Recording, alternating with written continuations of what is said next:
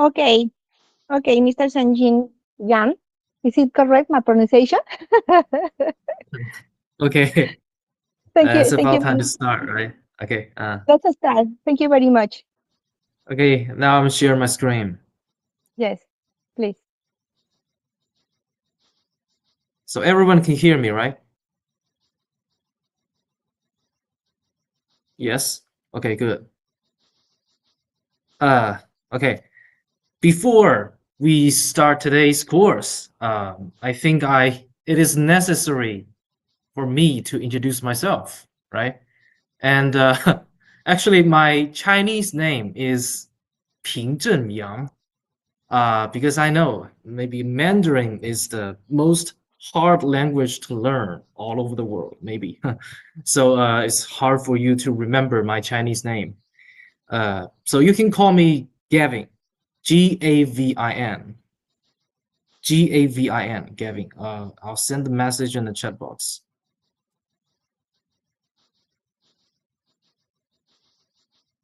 Okay, this is my English name. So Okay, Gavin. Thank you can very I much. ask you one question? Can I ask you one question? Do you still remember the name of your teacher yesterday? I mean the Chinese name. Do you still remember? Oh, good. Oh, good. Seems like you're so smart. You're so smart. Okay, and I hope you would never forget my name. All right. It is just a joke. You can just remember my English name. That's enough. Okay. Okay. The second question is: have you ever learned some course about network? Have you ever learned before? Because as I know, you're the university student.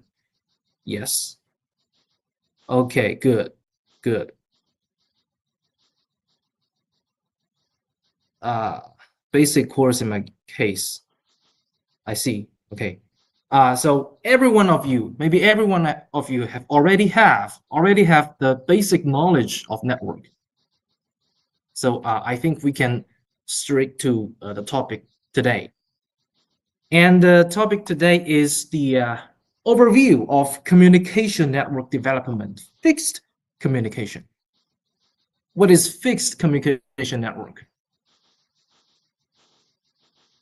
What is fixed communication?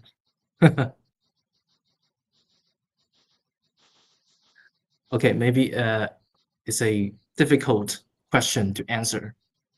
It's okay, I'll explain that to you.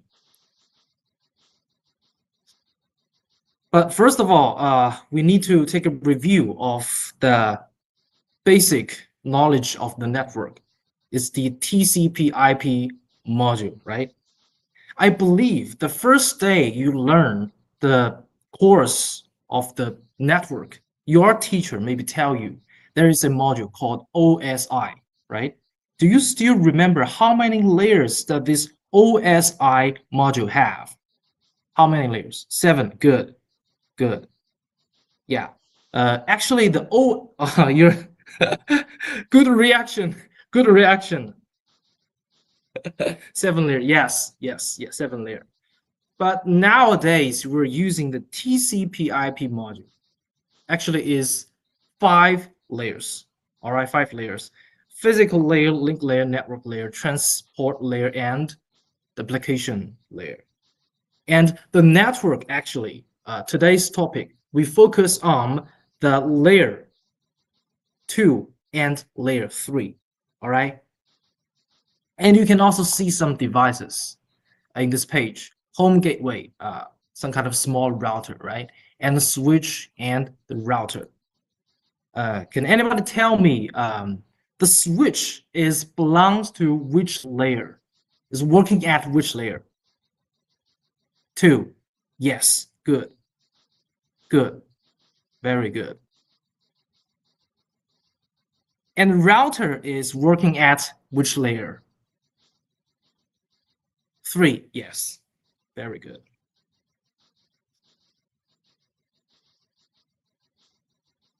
Okay, and since you have already have the knowledge of these layer 3 or layer 2 or TCP/IP module, it is not necessary for me to explain what is a network. You already know, right? For example, now I am in Hangzhou, one of the major cities in China.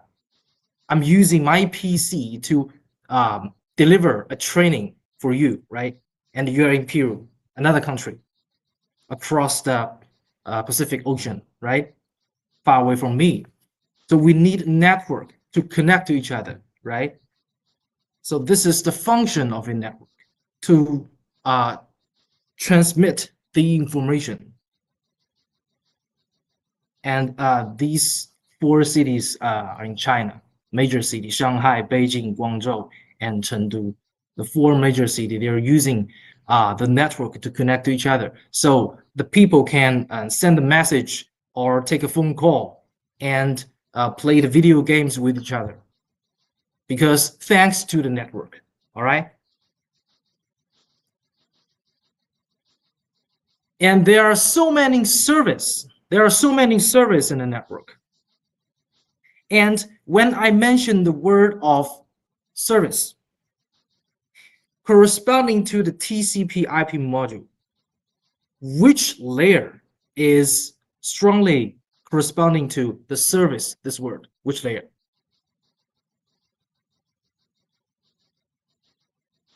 One? Yes, application. Good. Good. Yes, yes, yes. That's what I mean. That's what I mean. So the purpose of the network is to show the user, or let me change another way to say this. The meaning of the network is help the people to use the applications, because we have so many applications, right? In China, we have WeChat. And for you, maybe you're using YouTube, Facebook, Google every day, right? And these things, as application installed in your cell phone, is the application. It's one of the service. So many services, right? Okay. And for those traffic coming from the service, need to use the network to forward the traffic. Okay. And there's a word, pipe. A similar word with the pipe is called tube, right? And another word is called VPN. Another word is called VPN. I think you know that. Yes, good. Okay, and this is the development of the fixed network. So now I can answer you the question, what is a fixed network? At the beginning time, when somebody wants to call another one, you need to use the telephone, right? And at that time, the telephone is maybe just I put my telephone on my bedroom's table, right? And it cannot move. It cannot move. I cannot take my telephone to the school, to a restaurant. I cannot do that, because at ancient time we don't have the cell phone, right? So at that time, the telephone is a fixed device. And the network, it also called the fixed network, which means cannot move, right? Which means the service cannot move. And that is the meaning of the fixed network. Yes, wire network. We connect the devices with the physical wire. Good, good, good, yes. And at ancient time, we're using I think it is not ancient, maybe 20 or 30 years ago, we're using the PSTN. But nowadays, we're using the NGN or IMS to make a phone call, because nowadays, our telephone use the IP address to connect to another devices, right? PSTN is a variation one. Nowadays, we're using the IMS. Okay. And this is the prototype of the network, and it is called ARPA net, ARPA net. And it is developed it is raised by the United States in 1969. And after 20 years, we have the IPv4. We have the IPv4. And another decade, IPv6. And actually, the IPv6 is not a very, how to say, new protocol, because it's been raised. I still remember it, the IPv6 protocol raised by some genius 20 years ago, maybe 30 years ago. So it is not a very new technology. But nowadays, we're still using the IPv4. And maybe someone will ask me why we're still using the IPv4. Since the IPv6 is so good, why we just abandon, throw the IPv4 away and use the IPv6? Why? Can somebody tell me? Yes, legacy devices. Yes, it's common. Now it's difficult to change it. Good, good. Because there are so many devices in our network which cannot enable the function of IPv6. They can only use the IPv4. Yeah, yes, there is less device with, yes, the amount of device. The old device that only use IPv4. Good. Yes, that's the point. That's the point. And actually, your answer is just half correct. It's half correct.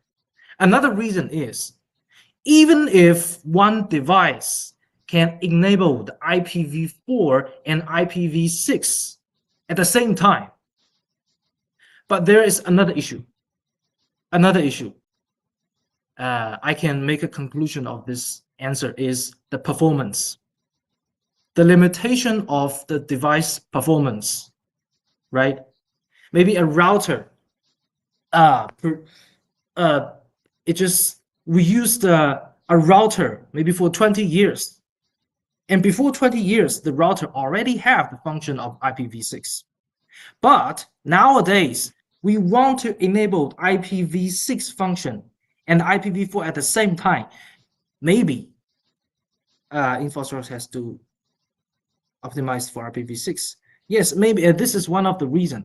But what I want to say is that it is impossible for an old router to enable IPv4 and IPv6 at the same time, because it will reduce the performance of the device. And actually, it is slowed. I mean, yes. Maybe a router can enable IPv6, but it will slow down the speed. All right. This is a very important reason why we still cannot use the IPv6 at some scenario. Okay. And another scenario of the fixed network is the IPTV. IPTV. Okay, another question. Do you know the key technology in layer 3 that used to achieve the IPTV scenario? The key technology in IPTV. What is that? Do you know that? Layer 3, which means IP layer. There is a technology used on the IPTV. UDP. Yes, good. Multicast. Good, multicast. And multicast is a some kind of very complicated technology. It's very hard to explain that very clearly. But don't worry about that, because this course is just an overview, because we only have 3 hours to discuss this topic. It is impossible for me to explain every detail of these technologies, right? But you just need to know multicast, all right? Television, video on demand. Actually, I want to hear the word multicast. All right, multicast. Good. Okay. And the fifth generation of fixed network services, F5G. Actually, I think this page, the designer of this slides is not so good because this page, I think it is not correct. It's not correct.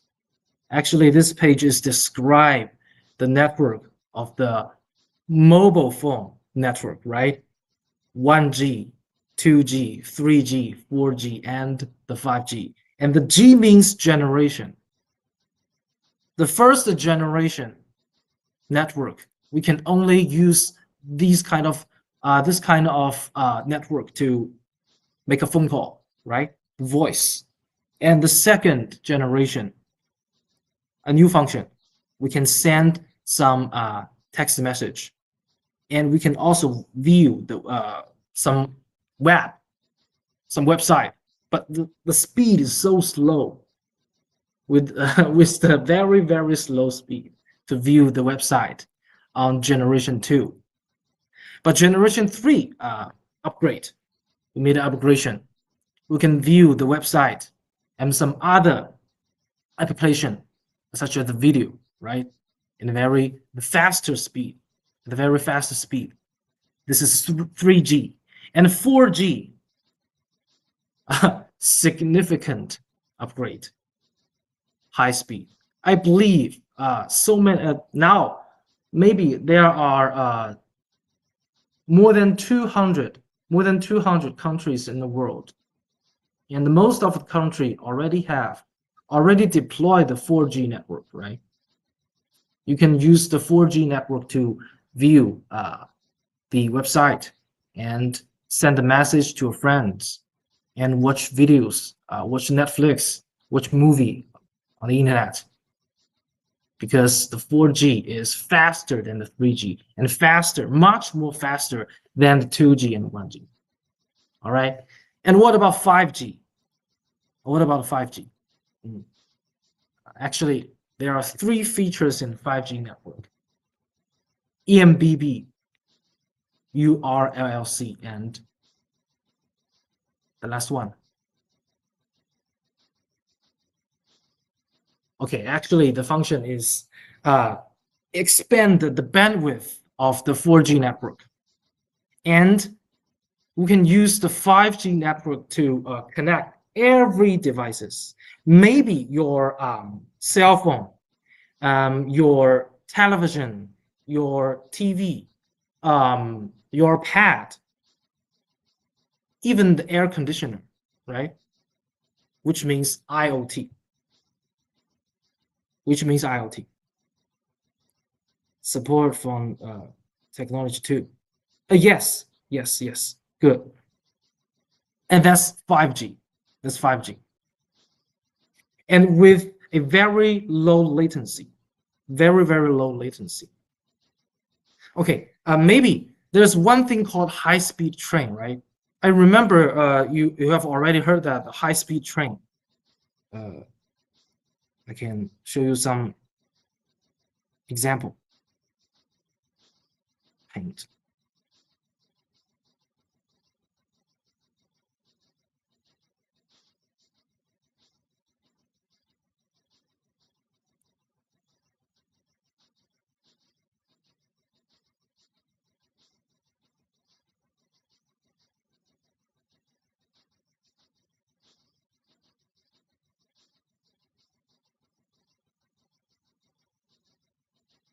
Okay. We assume that these two things is two base station. Base station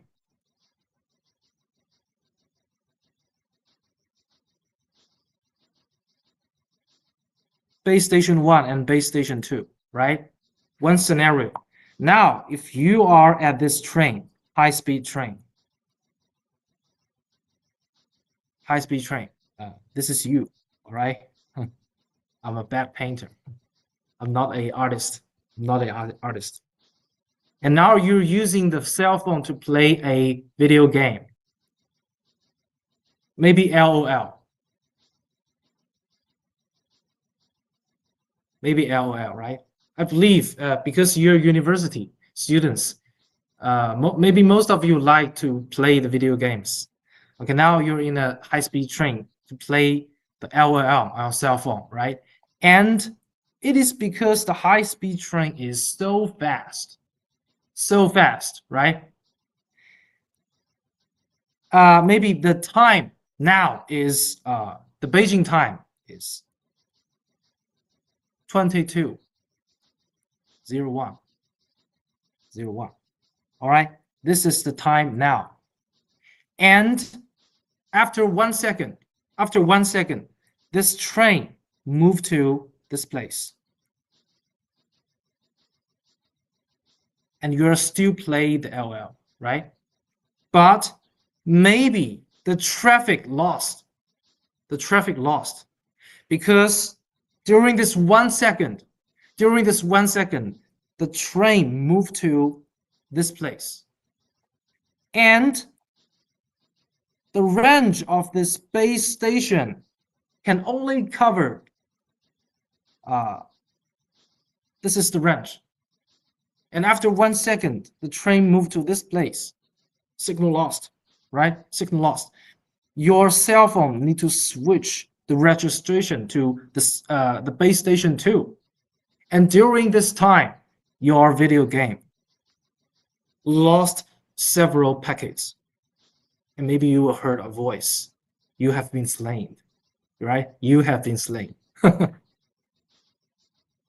The reason of this scenario is the 4G network. This is a 4G network, right? The latency is still high. Latency.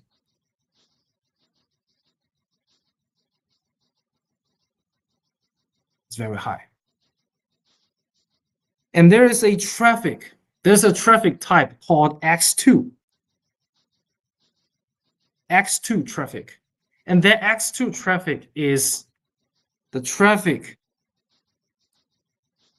switch between this, the base station and the base station, which means when the train moved to this place, the traffic also need to transfer.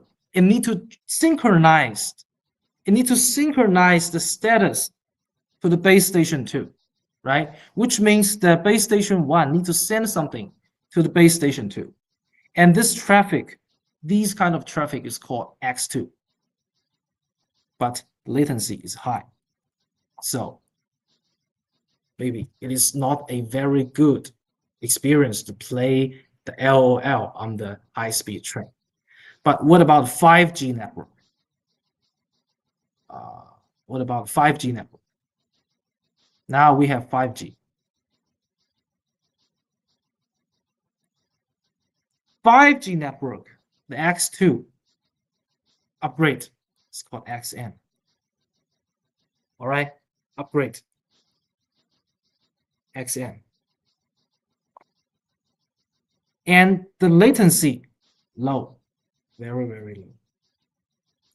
And even if you are in the high-speed train, you move to this corner, the video game, you can still play it without any problem. All right, and that's the meaning. That's the meaning of why we need to upgrade the 4G to 5G. But this is just one of the scenario. It's just one of the scenario. All right. Maybe I think it is far from our topic. Can you understand what I'm saying? That scenario. Can you understand? Am I clear? Hello?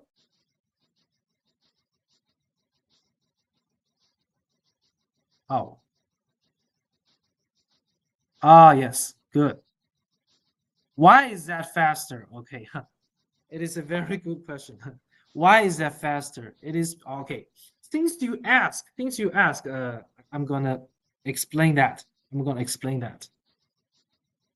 It is because, okay. Okay, I need to create a new one.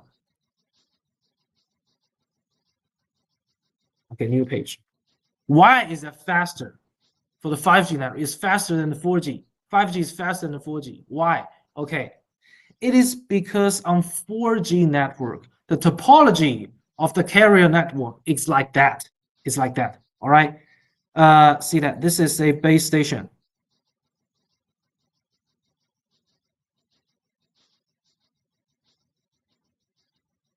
Base station. Okay.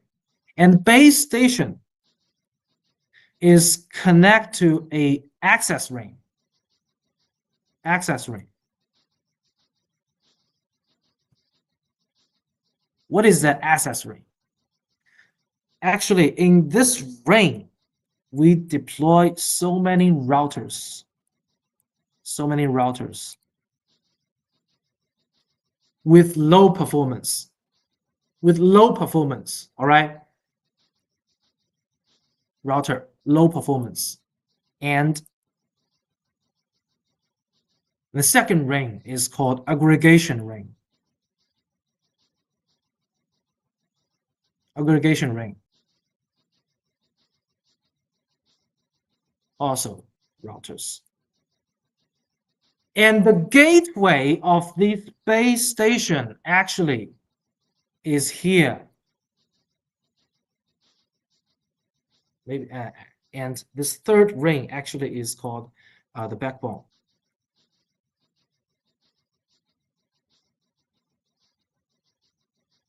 Backbone.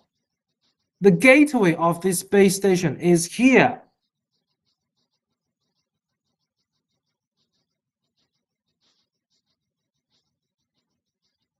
What if the base station 1 and base station 2, they're not in the same network segment? They're not in the same network segment, which means if the base station 1 need to send the message to base station 2, it need to forward the traffic like that. First, send the message to the access ring, and access ring's router send to the aggregation ring and send to the gateway, and then send back. Maybe go this way. It's a very long distance, right? Because of that, cause the high latency. But in 5G, things are different. Okay, base station, still ring, 3 rings, right? 3 rings, access ring, AGG, and this is a backbone, all right, backbone. The gateway is here now. The gateway is here now, which means the traffic between the base station 1 and base station 2 go this way. Very fast, right? Very fast. Because the distance is reduced. We shortcut the distance. That's why the latency is low. All right. Good question.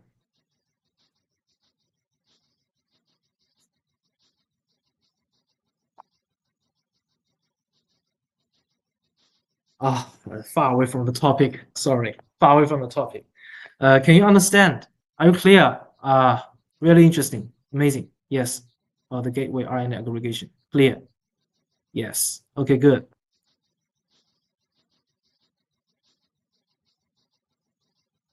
Why gateway is in the second ring, but not in the first ring? Gandhi. Yes, you asked this question. Why the gateway is in the second ring, but not in the first ring? It is because the first ring router is low performance. Even if we upgrade the device, the first ring, it is the access ring, right? It is a very typical, a classic architecture of a network. Access, aggregation, and core, right? So the access device is not with the high performance. So that's why we still need to set the gateway in the second ring. The solution is to reduce the distance. Yes, distance is one of the reasons, but Also, the gateway device, we improve the performance. So the packet, when how to say, switch the packet from one segment to another network segment, reduce the time. All right. Yeah, good.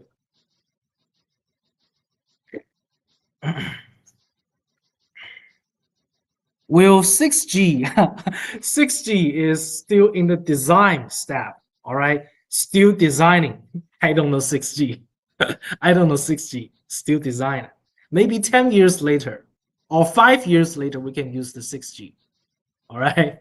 At that time, maybe I can deliver another course to you and to explain the 6G stuff. Right. Okay, we need to move to the next page. We spend too much time on this.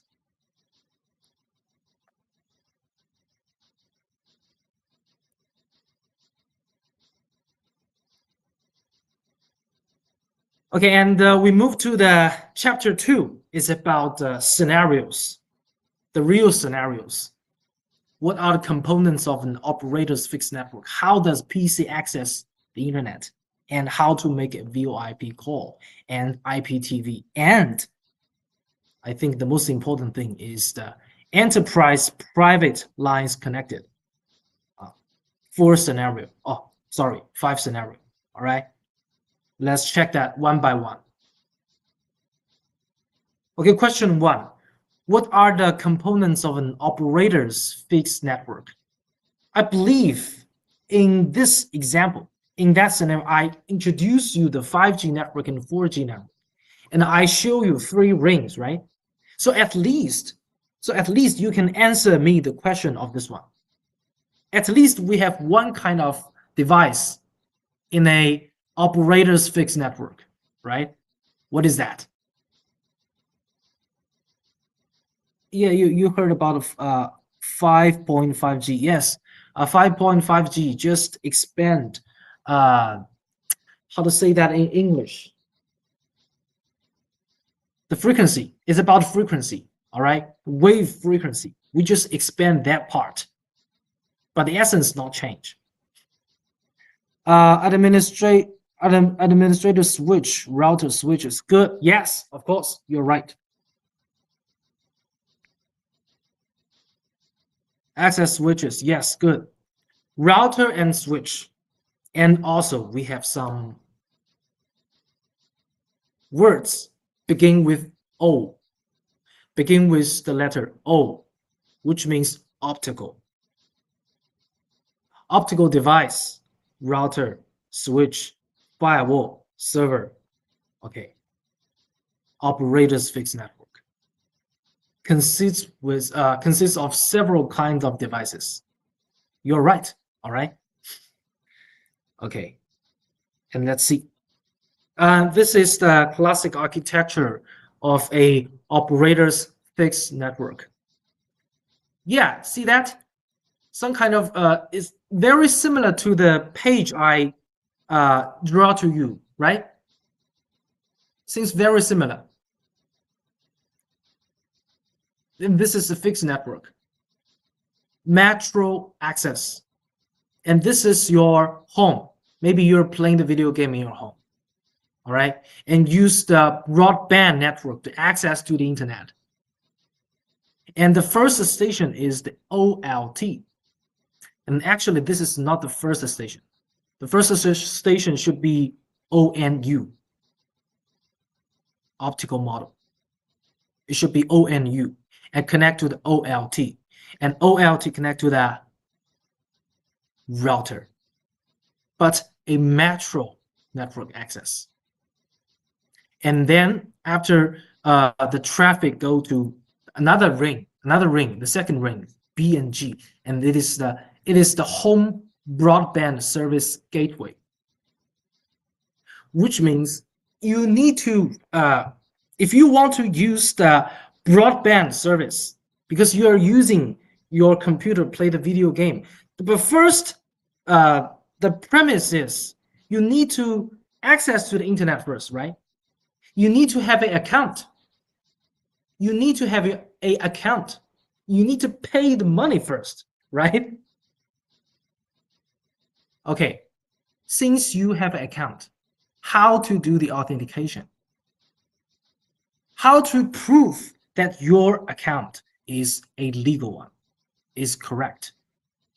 Have you ever think about this before? Yes, PPP. Good. Yes. Correct. PPP and PPPoE. And this kind of technology is used to, how to say, authentication, identify your ID. And that kind of devices is called BRAS, BRAS. And BNG actually is one of the part of that system, one of the device of that system. You need to use the radius protocol to prove who you are, to prove your account and passcode is correct. Then you can access to the internet, right? Okay. And that occurred in the metro access network. What is the meaning of metro access? The metro means in one city. In one city, all right? For example, now I am in Hangzhou. Hangzhou have its own metro access network. And Shanghai have one. Beijing have one. All right? And this is the meaning of metro access network. It happened in one city. But what if the traffic need to send out from your city? Then we need to use the backbone. The backbone, right? The backbone. Backbone PE. The PE means the provider's edge. Provider's edge device.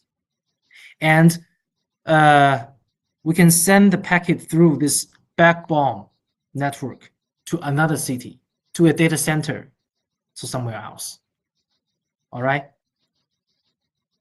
And what is IGW? What is IGW? I believe there are so many carriers company in your country, because in China we mainly have 3 companies carrier network: China Telecom, China Mobile, and the Unioncom. All right, 3 company. And the IGW is used to connect with different carrier networks company. All right, this is IGW. Okay, this is the very classic architecture of the operator's fixed network, from the access part to the metro access to the backbone to the IGW. All right. Okay. And what is WDM? What is WDM? Do you still remember when I asked you the question, how many components in the operator's fixed network? I said there's one kind of device. The word is beginning with O, which means optical, right? It's about the light. It's about the wave. And actually, the WDM network is something like that. There is one kind of technology called DWDM. Yes, yes, by length. Good. Fiber optic. With length.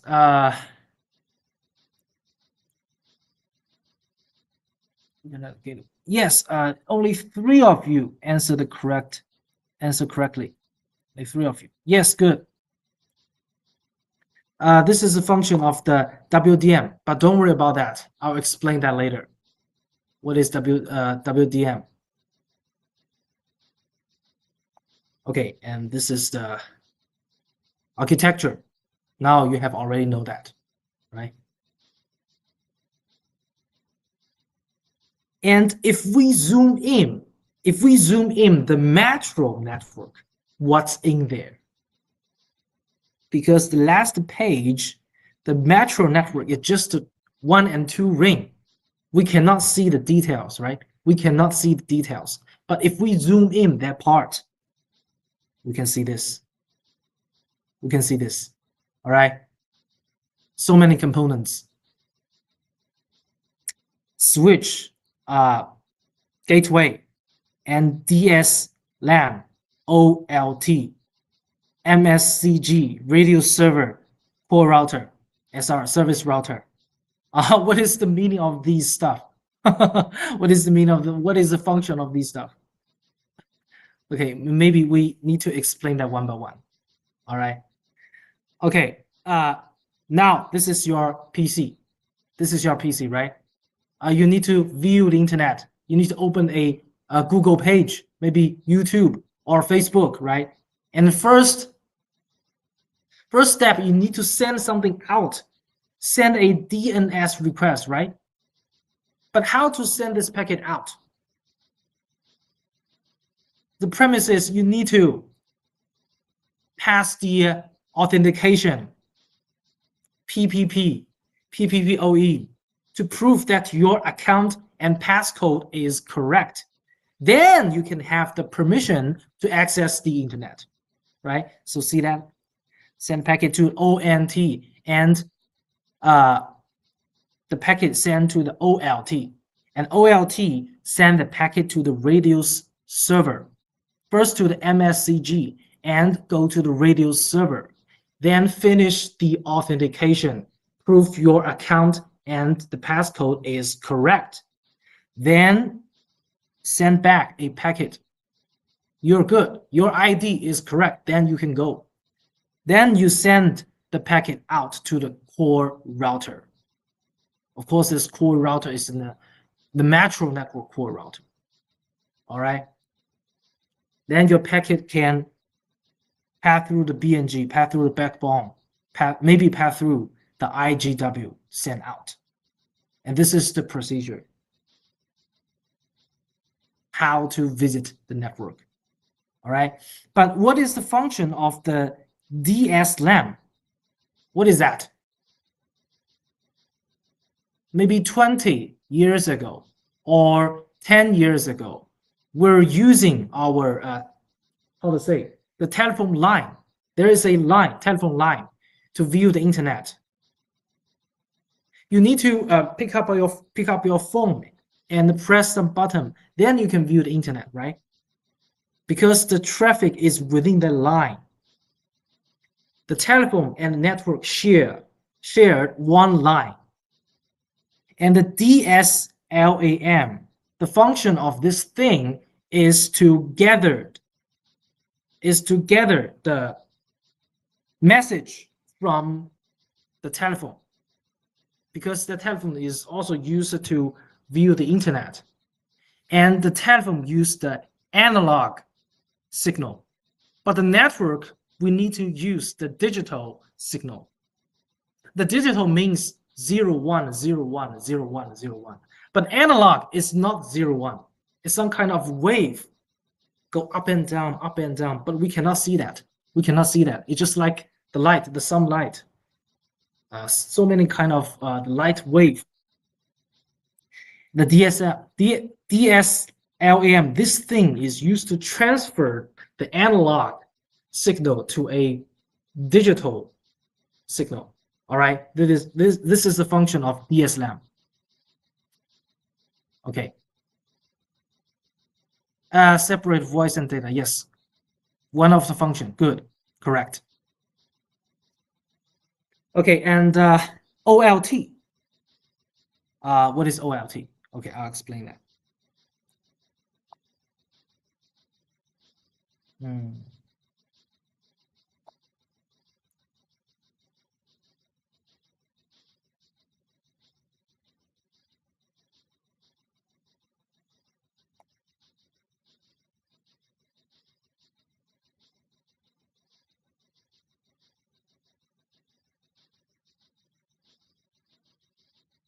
This is a fiber, all right?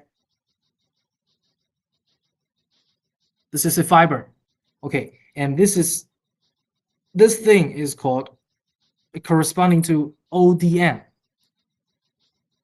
ODN. This is OLT, this is ODN, and this is ONU.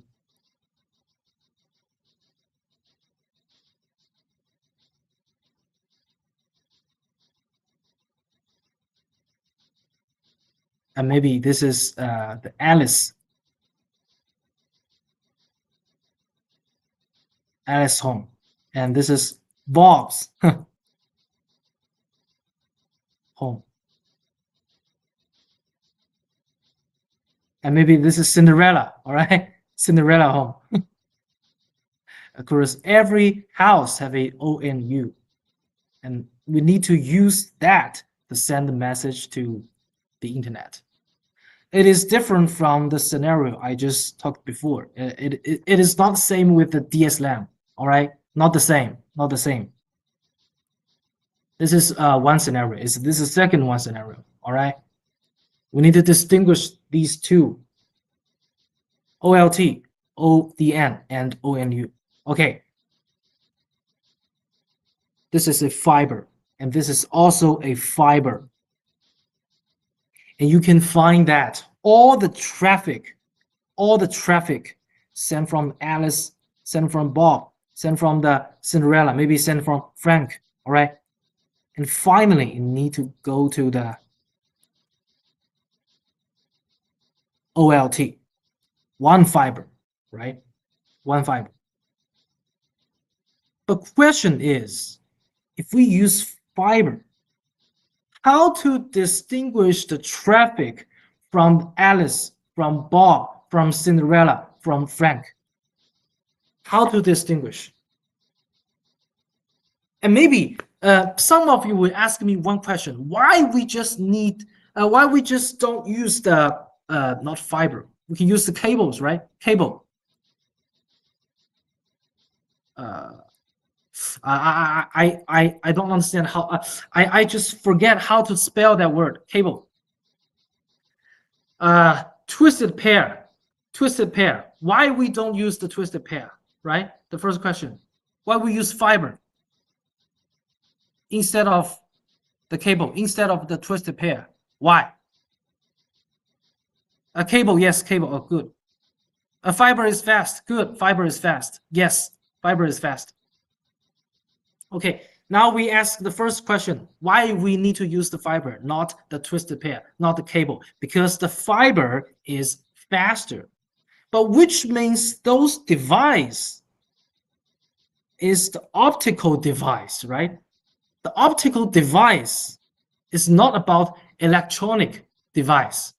It sends the wave. We use the wave to transfer the information, transfer the packet, right?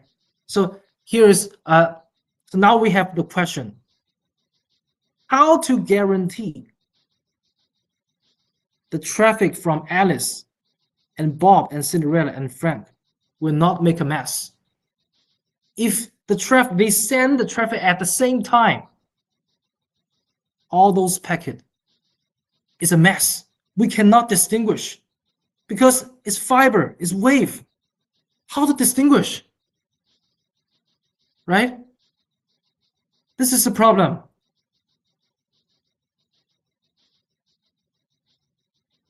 Different by the wavelength. Yes, this is DWDM.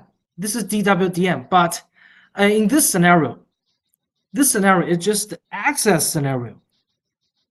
Low end. This is low end. It's not the DWDM, all right? The DWDM is high end. This is low end.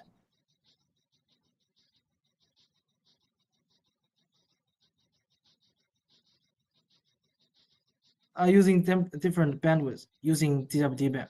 Okay. IPs. Okay, I'll tell you the answer. I'll tell you the answer. It's called time slot.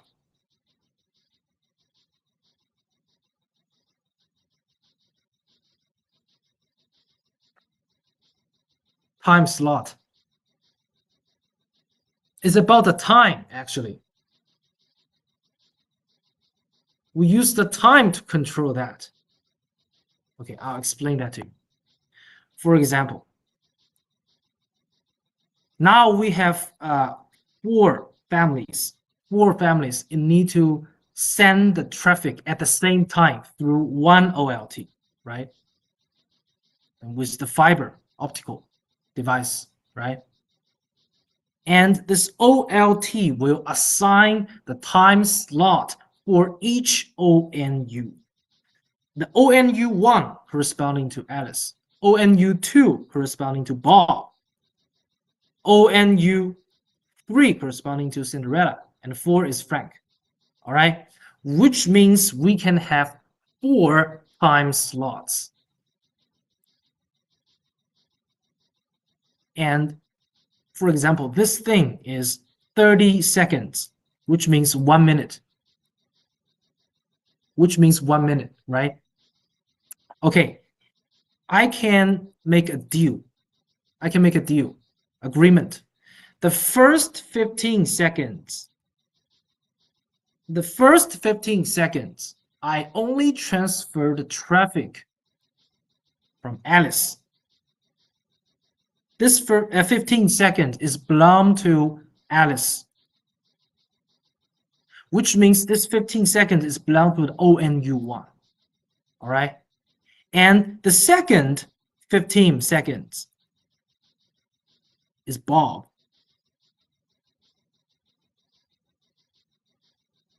And the third 15 seconds is Cinderella. And the last one is Frank.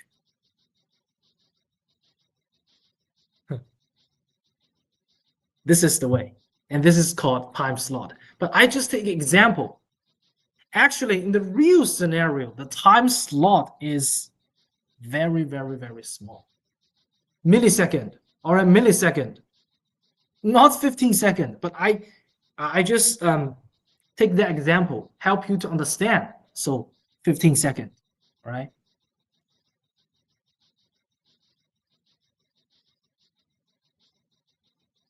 Yes, TDM, TDMA, yes, TDMA. And TDMA, these kind of technology, the essence of these technology is the time slot. All right, time slot. Logic is like that. All right. Okay. So now you know why we need OLT.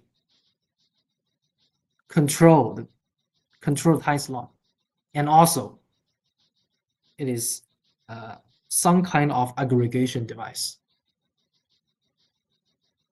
It just gathered the traffic from this block.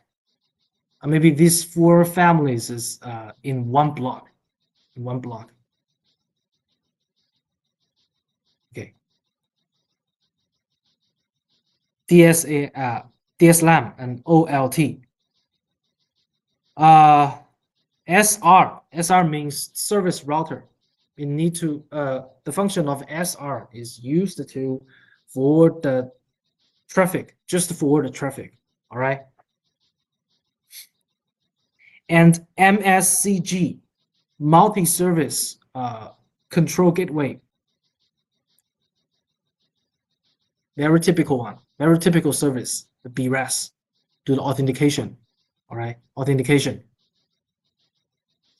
CR, core router. And switch is just switch. All right.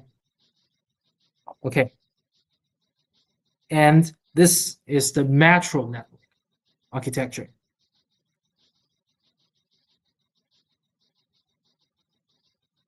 And these are the devices. NE5000E, NE40E. I still remember when I graduated from the university 10 years ago. 10 years ago, I was an engineer, not an instructor, engineer. And my first job the company give to me is move this thing to one place to another place. This is my first job. Do the thing. Move the NE5000E. Is so heavy. It's so heavy. Me and another 3 of my colleagues spent 3 hours to move this thing. Move this thing for 100 meters. We spent 3 hours. This is my first job. It's too heavy. I still remember that. It is a high performance router. All right, high performance router. And NE40 also. Middle end. NE5000E and NE8000 is high end. All right. Okay. And what is ME60? What is ME60? BRAS. All right. Router plus BRAS. MSCG. All right. MSCG. ME60. So many functions, not just the router. It can only connect to the radio server, do the authentication, and switch. A switch is just switch. And OLT, ONU, MA, and HG. These two devices.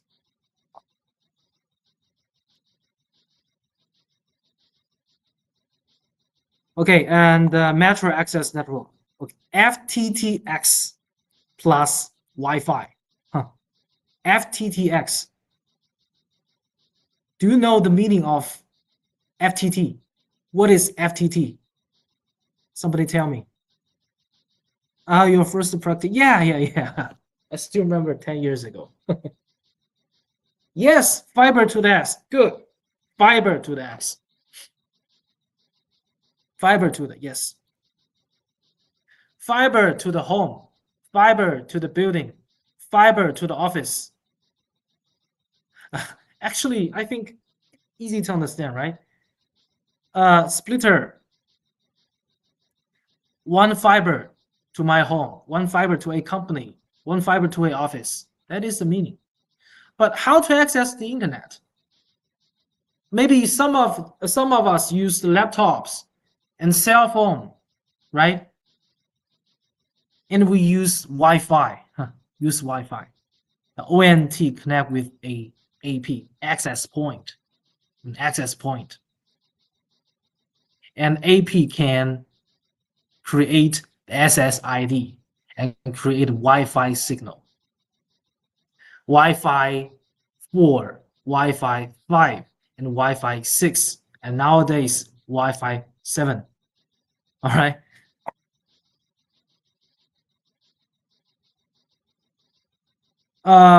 Okay. PON architecture of FTTX passive optical network. PON, the first letter of these 3 words, passive optical network. PON. And PON actually is a concept. And when we talk about the GPON and XGPON, these two kind is belong to the PON. All right. And the PON is the big concept. And the GPON, XGPON, is belong to the PON. Okay. What is GPON? G means gigabit.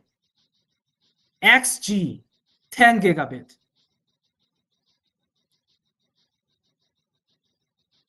It's about the speed. And we're using this way for a family to access the internet. And that is PON. That's PON.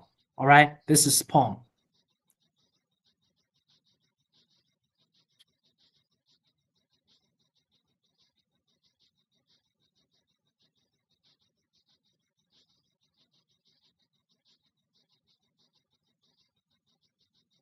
WDM technology to implement single fiber bidirectional transmission.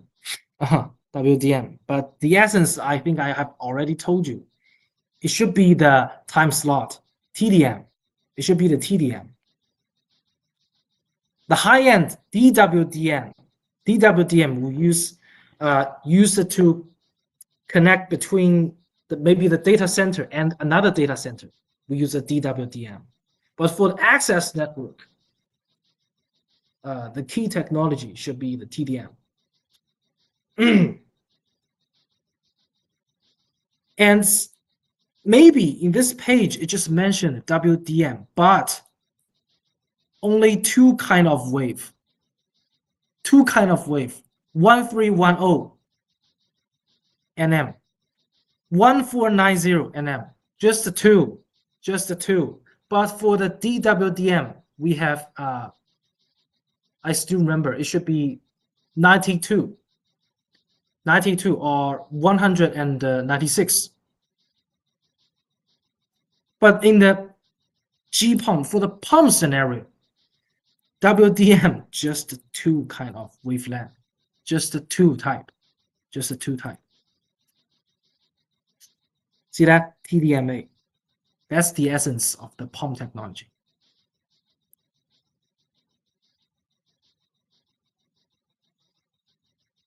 This is fiber to the room. I think there's no need to explain that too much.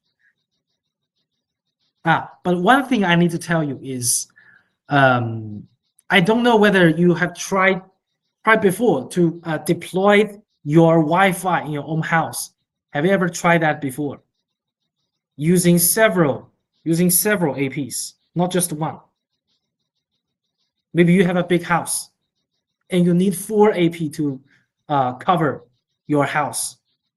Have you ever tried before? With two?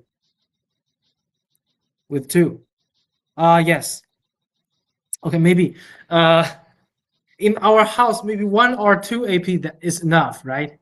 But in some scenario, maybe a enterprise so big, maybe we need 10 or 20 AP, and you will find one thing. Sometimes you try to use your cell phone to connect to the Wi-Fi, and even you are very close to the AP, you cannot connect to the SSID. Why? Have you ever met this before? That scenario. Even you're so close to AP, your cell phone cannot connect to that. Passcode is correct, but you just cannot access that. Not ready. What I want to tell you is the interference. The interference between the AP and AP, because each AP can generate the signal, right? And the signal between signal may have the interference. Okay.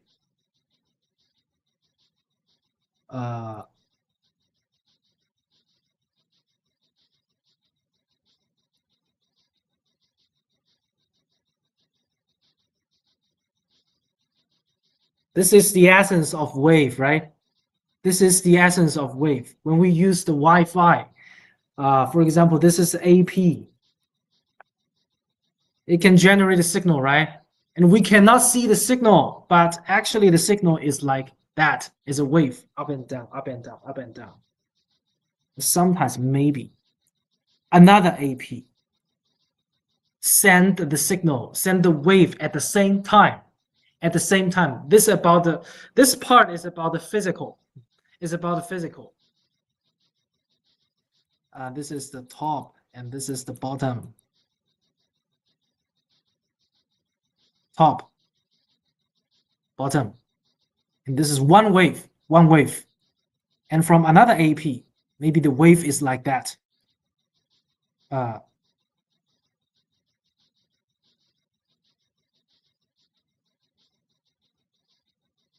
What will happen if these two waves, this is wave 1 and this is wave 2, if they meet each other, what will happen? Yeah, they will cancel each other. Interference. Yes, interference. That's what I want to say. The wave 1 top meet the wave 2 bottom. Okay. At this time, no signal. And this is called interference. That's why sometimes when you try to access the internet, even if you're very close to an AP, you still cannot access the internet, access the SSID successfully. That is the reason, interference. All right.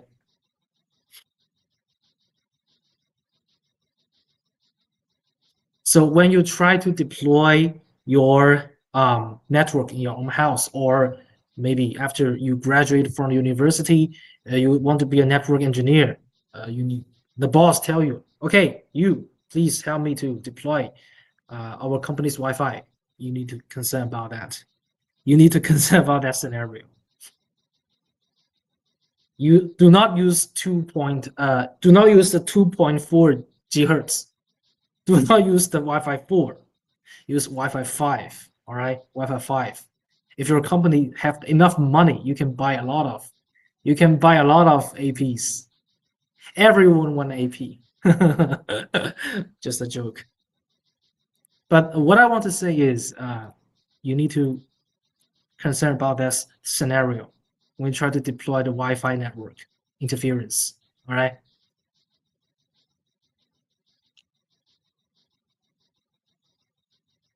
Okay, and these are the comparison between the Wi-Fi 4, Wi-Fi 5, and Wi-Fi 6. Actually, it's about bandwidth and the frequency. All right. Why I am not suggest you to use the 2.4 gigahertz, but use the 5 gigahertz. Why?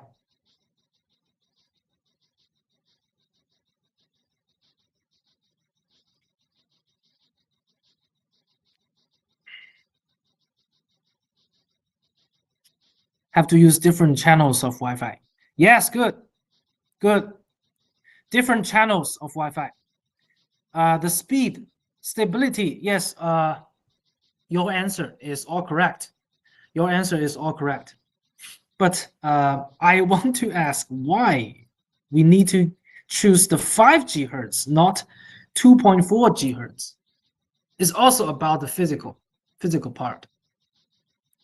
Okay.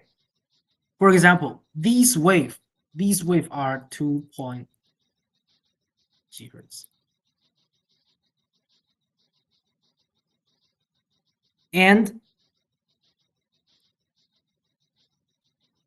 the wavelengths of the 2.4 gigahertz is like that.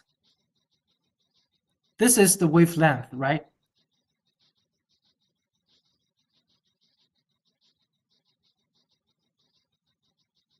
This is the wavelength. And what about 5 gigahertz?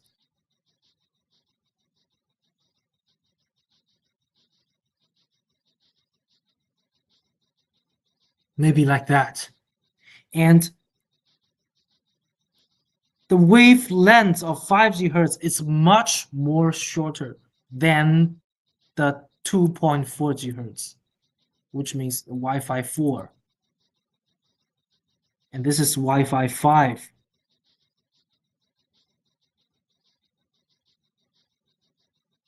It's about wavelengths.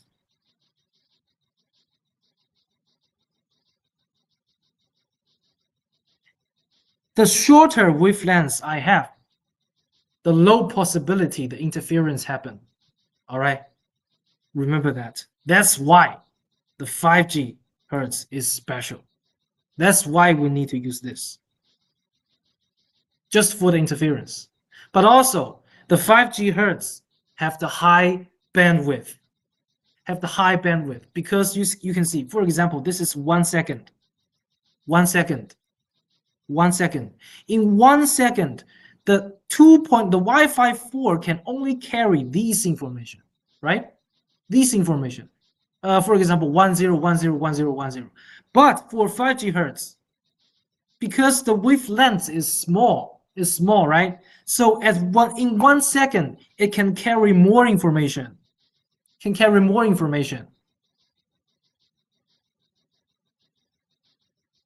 Okay. And Wi-Fi 6 and Wi-Fi 7 upgrade the bandwidth. upgrade bandwidth. All right. And also MIMO, input and output. What is the meaning of upstream and downstream? The Wi-Fi 5 downstream, wave 2 downstream. Wi-Fi 4, no MIMO. MIMO means at the same time, if the device, for example, our AP is a Wi-Fi 6 device, it can support upstream and downstream at the same time, which means my cell phone can send a message and receive a message in one channel at the same time. And this can improve the efficiency of our forwarding. And that's why Wi-Fi 6 is better than Wi-Fi 5 and better than Wi-Fi 4. Okay, so many reasons. First, interference. Second, bandwidth. And then MIMO. MIMO.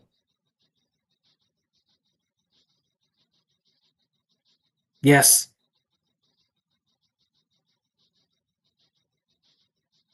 I heard that 5 GHz has a smaller scope also, while 2.4 GHz have a larger range. Yes, you're right. You're right. And the Wi-Fi 4 have its own advantage. The Wi-Fi 4's advantage is the wave can spread a long distance. Long distance. What does that mean?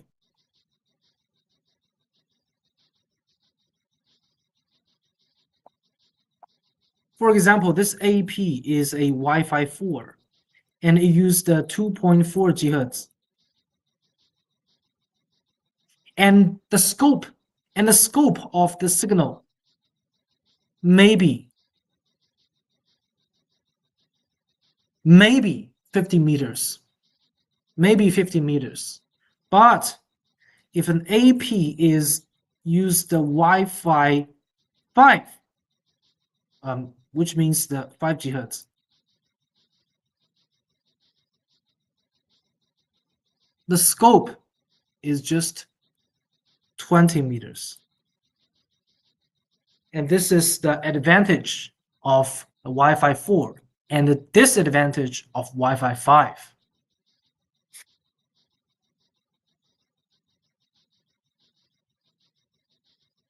Yeah, and maybe the Wi-Fi 7, the Wi-Fi 6 and Wi-Fi 7, smaller.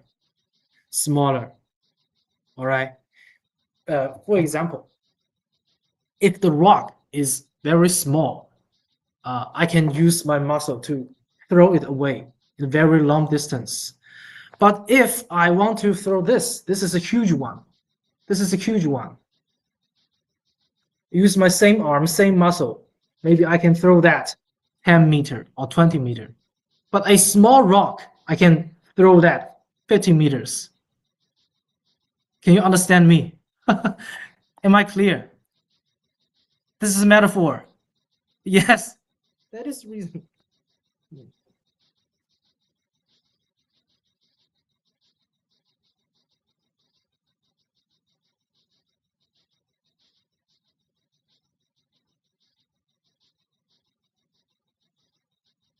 Okay. I'm sorry, I spent so much time on the Wi-Fi part. I need to skip that. Just skip that.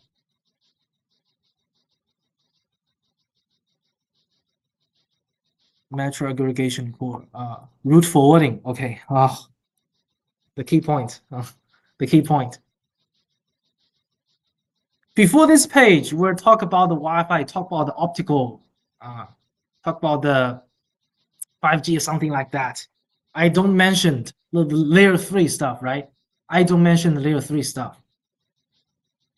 Because the metro network is about optical. It's about the wave. Not layer 3. But now we need to focus on this. Route forwarding. When the traffic access to the router, maybe the core router, how to handle that. How does the router handle those packets? How?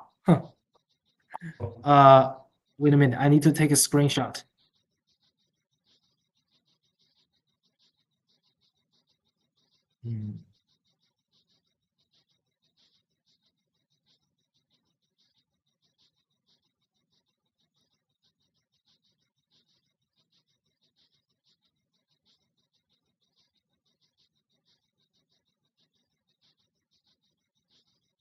Wait a minute.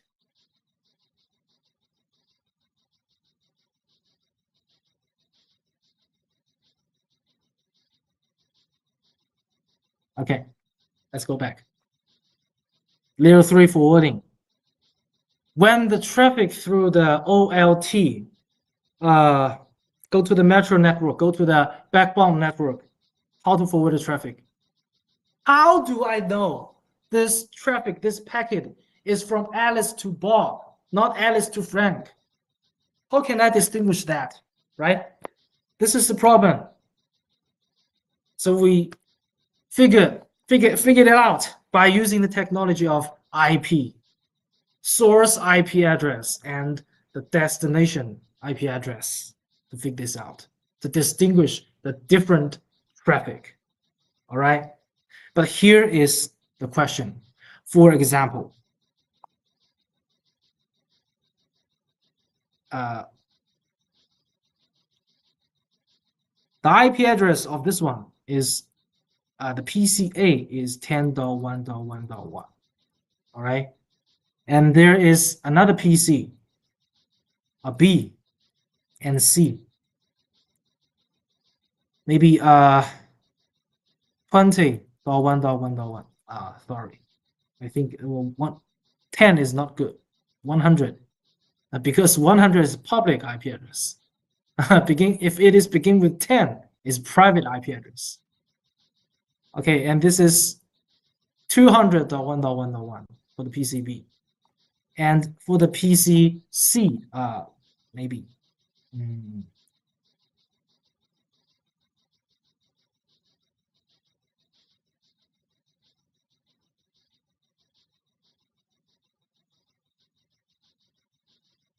Three IP address. Now A wants to send the message to B and send the packet to the router 1.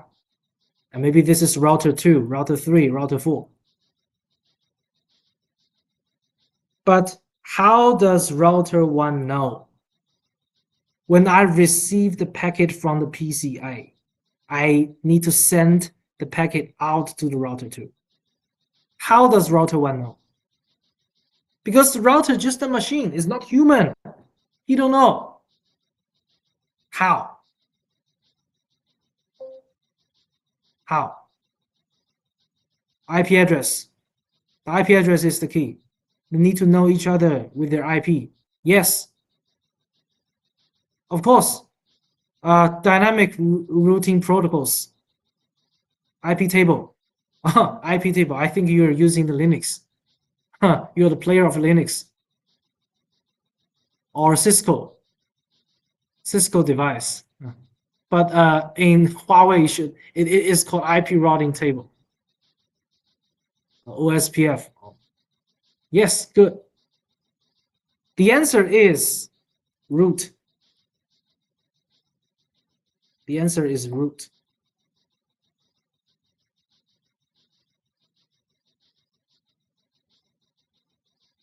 Or roots. It's just like the map. The route, just like the map. When, for example, now I want to travel. I have a vacation for 5 days. I need to drive from Hangzhou to Beijing, to another city. I want to play, but I drive my car. I don't know where to go, right? So how to figure this out? I open my cell phone and press the map application and tell the map I want to go to Beijing. And the map application will help me to generate several routines, right? Several routines.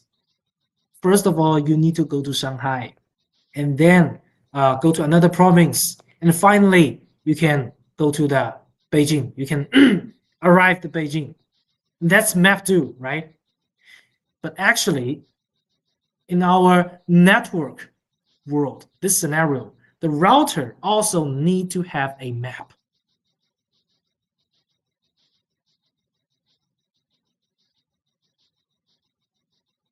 And the map is the routing table.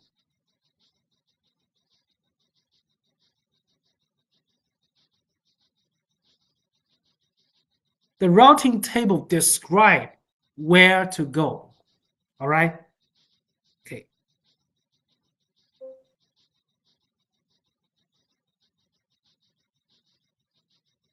See, this is a routing table. The rules defined with the algorithm. Yes, good. I think you have learned OSPF before, or ISIS. Yes, this is one kind of algorithm to generate the root information. But first of all, we need to know what is roots, right? See that?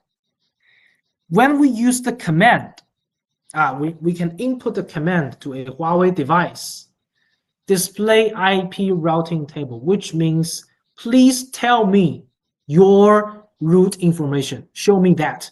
Okay, then the device output is like that. Several columns. Destination, mask, protocol, preference, host, next hop, and interface. What is that? Okay, which means we can choose one. We can choose one. For example, okay, since you love OSPF, we choose this one as an example. 1.1.1.1/32, which means this is one single IP address. One single IP address. And if this 1111 in this router, which means this router know how to go to the 1111, which means if this router received a packet from another router or a PC or some other device, the destination IP address is 1111. Then this router know how to handle that. But what is the result? Okay, let's see. Now the router received a packet.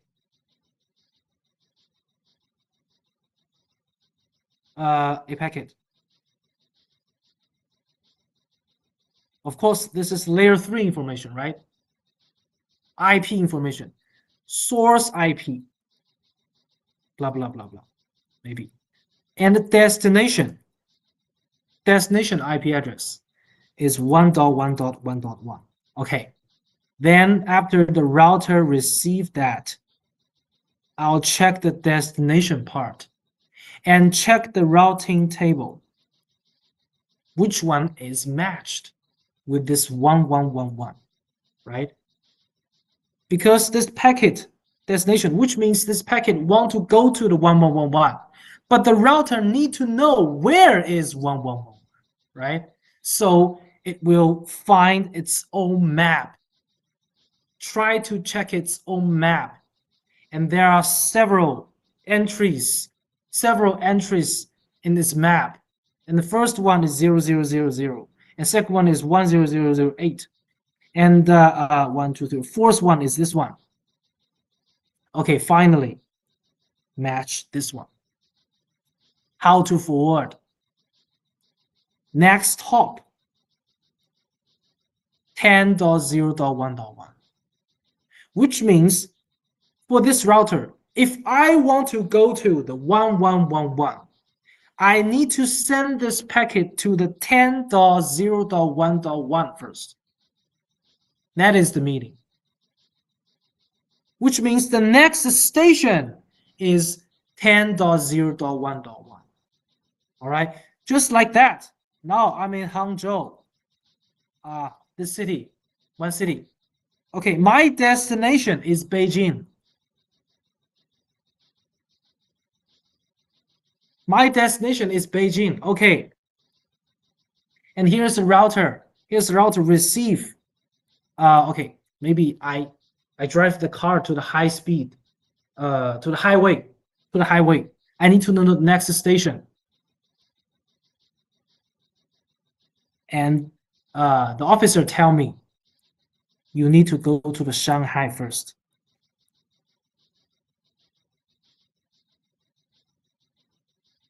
You need to go to Shanghai first. Okay. For example, the source IP address maybe is 2.2.2.2. Now the Hangzhou is 2.2.2.2.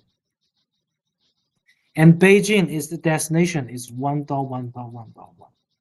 And the Shanghai is this one, 10.1.1. All right. When the router receive the packet, go to 1111. It need to send the packet to the 10.0.1.1 first, which means if I want to drive to Beijing, I need to pass through the Shanghai first. Now that is the meaning. But through which interface? Through which interface? Because we know a device has so many ports, right? And those ports have its own name. It is called interface. Interface 001, 002, 003, 4, and 5. Okay. But for the packet destination is 1111. How to send which port I need to send it out? Which port? From which port? Ethernet 1/0. Okay. With this information, I think it is enough. I think it is enough for a router to handle those packets. Stand out. Next station is 10.0.1.1 from the interface E1/0. All right. That is the meaning of route. That is the meaning of routing table. Am I clear?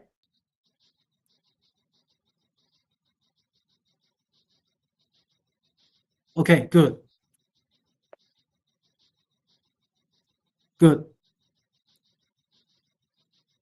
Okay, now the next question is,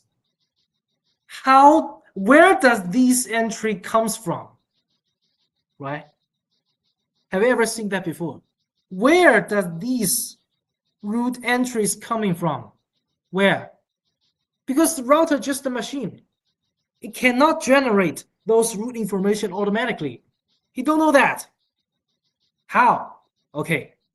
The answer is, see that? Protocol.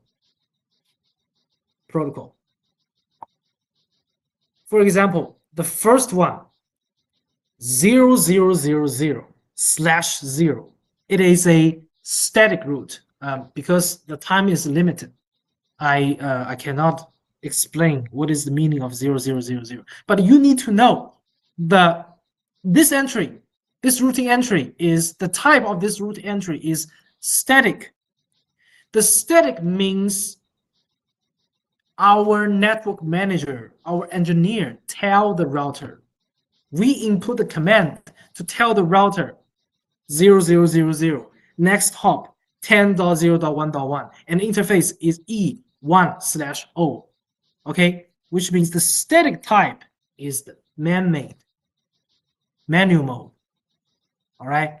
Okay. And the first RIP, not rest in peace. All right. Not rest in peace. It's RIP. It's one kind of routing protocol. It's one kind of routing protocol, like OSPF. It can run automatically. But nowadays we don't use this RIP anymore. It's a very old one. It's a very ancient one.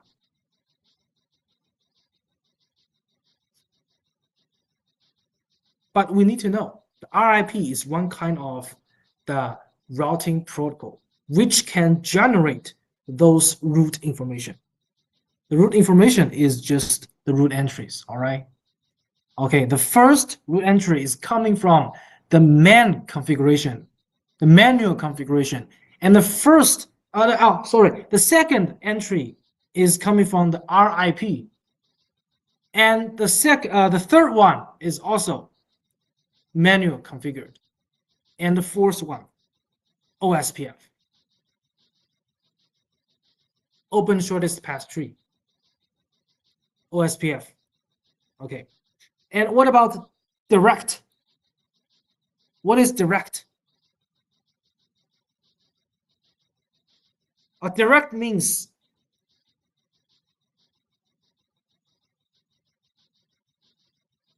router 1 and router 2, if they connect to each other, connected with one line, all right, and interface of router 1, maybe this one is 20.1.1.1, and this is 20.1.1.2, okay, slash 30. This is the mask.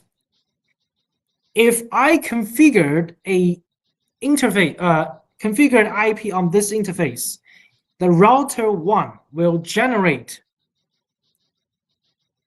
one root entry automatically. Right after I finish the configuration of the interface IP address, the root entry, the direct type root information will generated by the router automatically. All right, direct. Okay.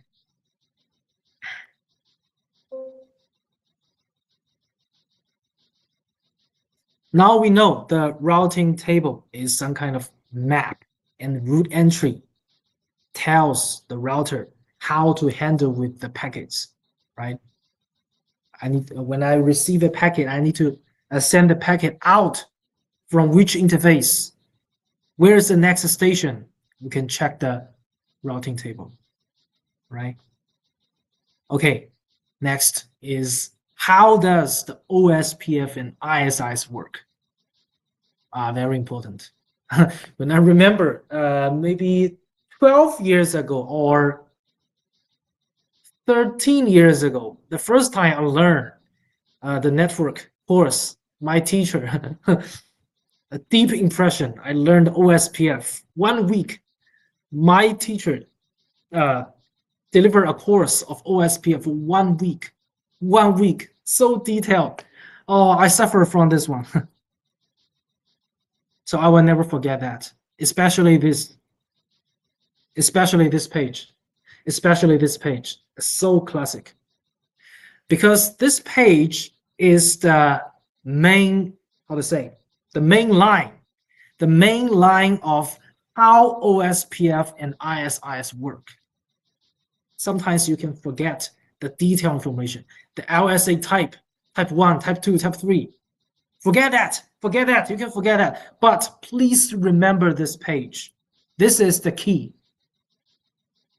Maybe next time you want to use the OSPF, you want to deploy the OSPF and ISIS. If you can remember this page, it's easy for you to find those detailed information back. All right, you know what I'm saying? Because this is the main line of these technology. OSPF and ISIS. Okay, let's check it out. How does OSPF and ISIS work? And there are 4 routers. I'm checking your comment. Directly connected. Yes. Okay, good. Let's go back. OSPF ISIS. 4 routers. Router A and C and B and D. All right. And we want the router to generate the root information automatically. Because if we configure the static root one by one, it's just waste of time, right? If we have 1,000 root information, which means we need to configure those root information for 1,000 times, at least 1,000 times. If we have 4 routers, maybe 4,000 times, it is just waste of time. So we need something to let the routers to generate those root information automatically. not manual configured, right? So we deployed OSPF. Okay, now these four routers already enabled OSPF. What will they do? First step is called LSA flooding, which means the link state information. The link state acknowledge. The router A sent to the router B and router C, their direct link, my IP address, and the mask length, and the network type. Okay, I will tell you all these information inside of LSA, within LSA. The router A sent to router B, B sent to router C, C sent to D, A sent to C, C sent to D. C will also send the link information between C and D to B and A. And after the LSA flooding, the router A, B, C, and D will establish one thing, and that thing is called LSDB, Link State Database. All right, see that? So many entries. LSA generated by the router A, the router B, C, and D. And it is because the router A and B and C and D at the OSPF and LSDB of these four routers is the same. I mean, the entries in LSDB of A and B and C and D, same, all right? Okay, this is the first step. And second, since we have the link state information, we need to generate the map, right? Now you just tell me Shanghai, Beijing, the road name. What a mess. I have no idea. I need to put Shanghai to that location, put Beijing in that location, put that way between Shanghai and Hangzhou. Okay, which is called calculation, right? Which is called calculation. We need to analyze it. And for the router will use one kind of algorithm, and that algorithm is called SPF. SPF. Okay. SPF algorithm plus the LSDB. Then, third step, the router will generate a tree, and a tree with no loop, and shortest path tree, which means if I am the router A, you give me a destination, and that destination is router D. I will tell you the shortest path. See that?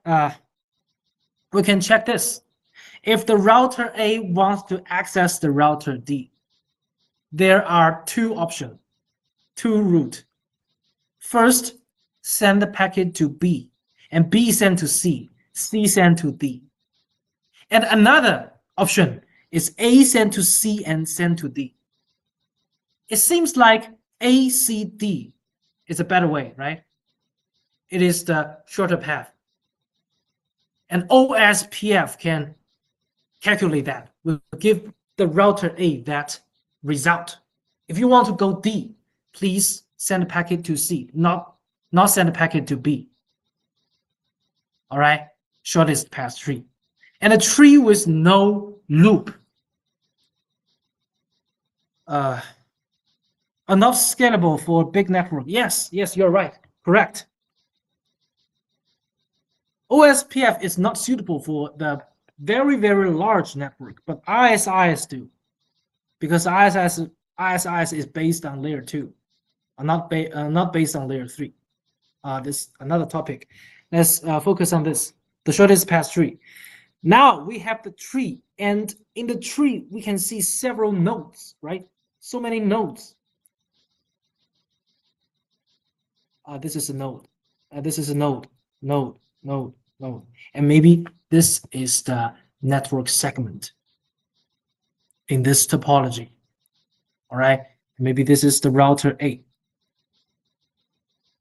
And every router, after the calculation by the SPF algorithm, they will generate the tree For example, this tree is belong to the router A.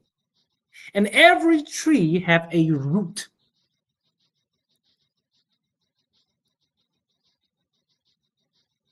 And the router A will think of itself as the root of this tree, which means every packet need to send from me. If I want to go D, choose this way. If I want to go B, okay, I go this way, right? And this is the tree. But this is not enough. This is not enough. The last step, the fourth step, root calculation. A tree is just a tree. But finally, our ultimate goal is to find out a map, generate a map. And the routing table is the map.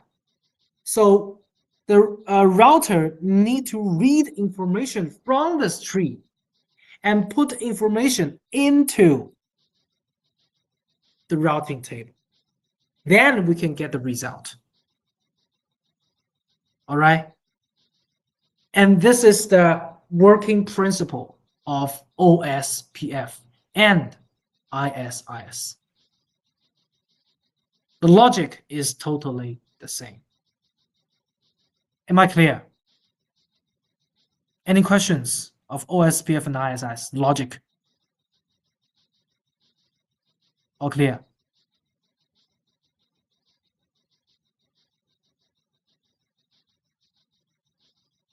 Okay, good. Each router maps its neighbor and apply the SPF algorithm to calculate the shortest path and finally generates the root calculation. Good, yes. Gandhi, I don't know how to pronounce your name. Sorry, but what he said is good. Is correct. Yes.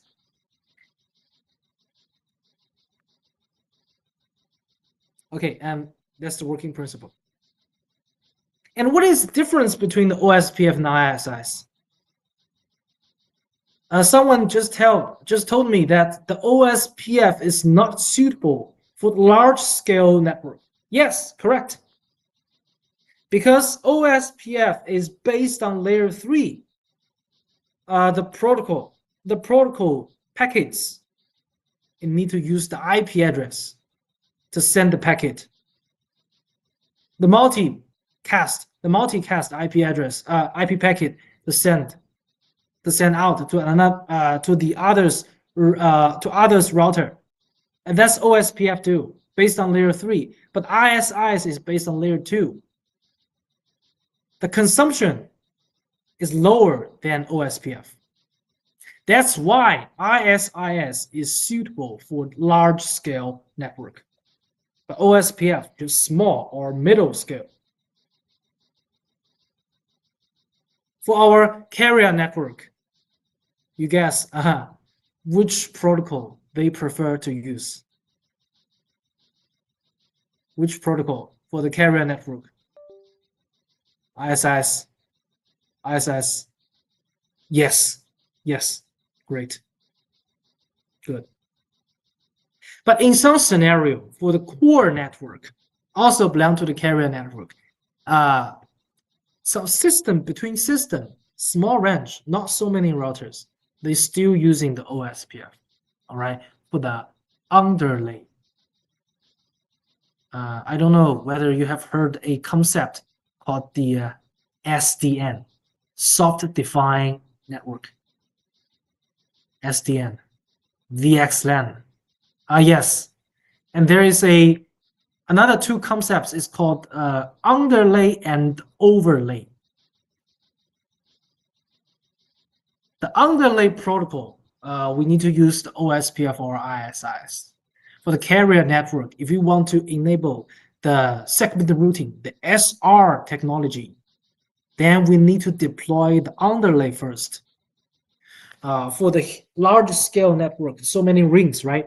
We use the ISIS. But in the core network, small system, we need to use the OSPF. Okay.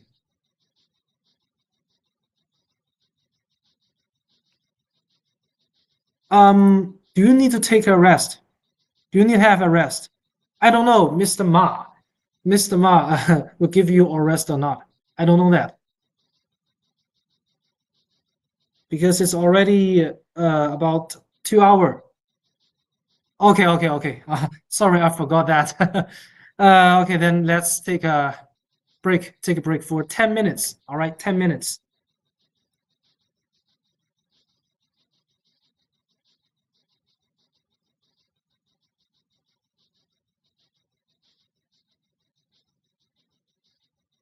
Okay.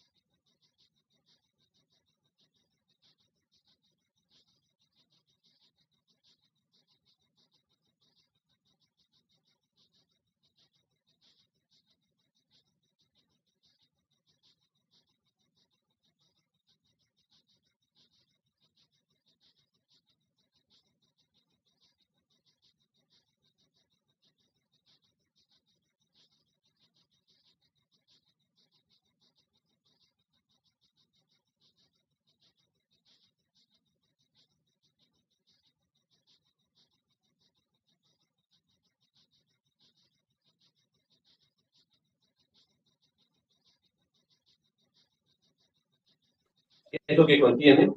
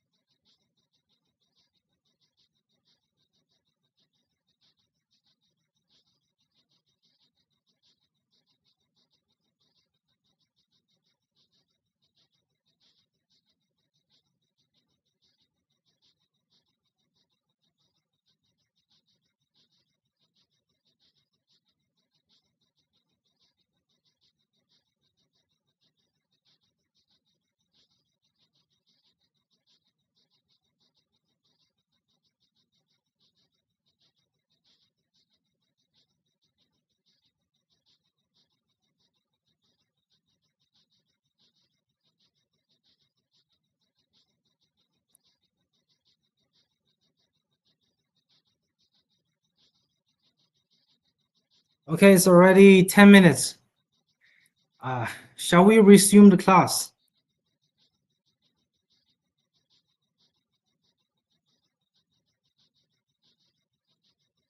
Okay. Okay. Yeah. And 1 hour left. All right. 1 hour left.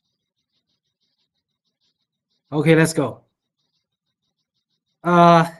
Before the break, I introduce you the working principle of OSPF and ISIS. And OSPF is suitable for the small scale or middle scale network, but ISIS suitable for a large scale network. And I also mentioned the SDN network. We also use the OSPF and ISIS as the underlay protocol to establish the basic route information. All right. So these two technologies so important. Okay, but for the OSPF and ISIS, these two protocol is IGP within one AS.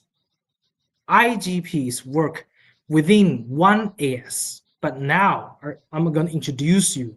The second type is called EGP, external.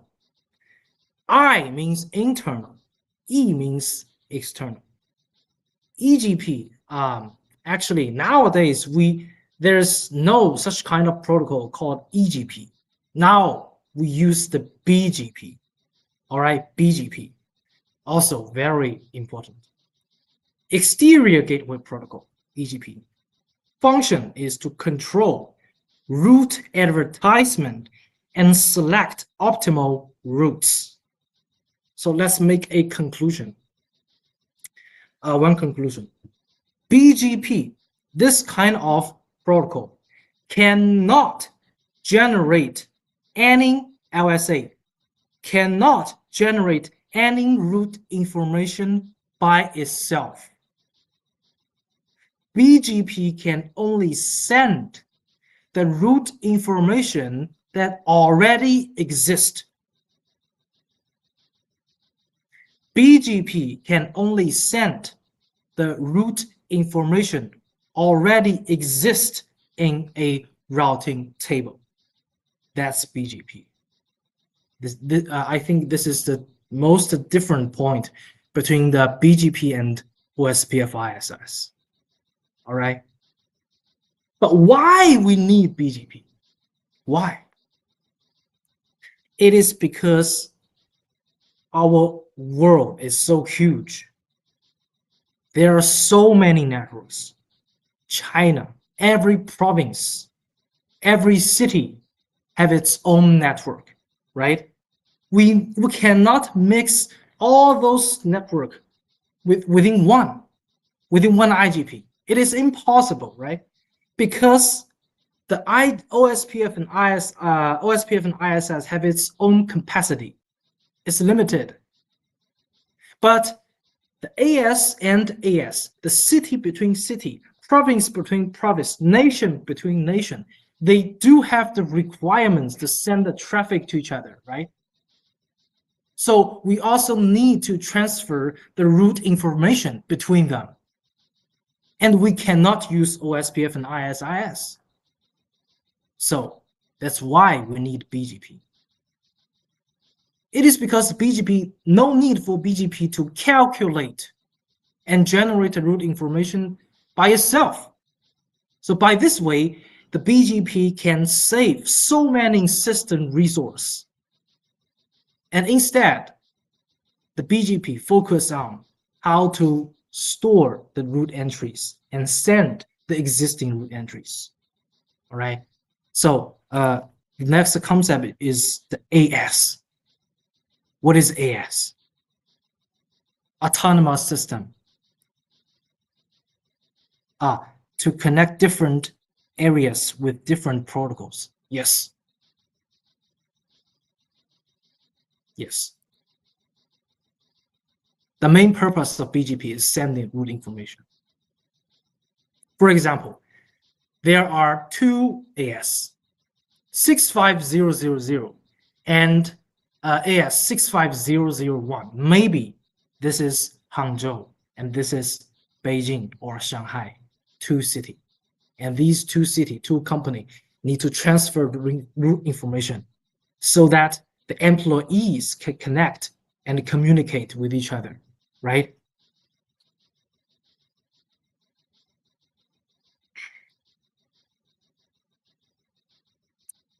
I think it is necessary to explain the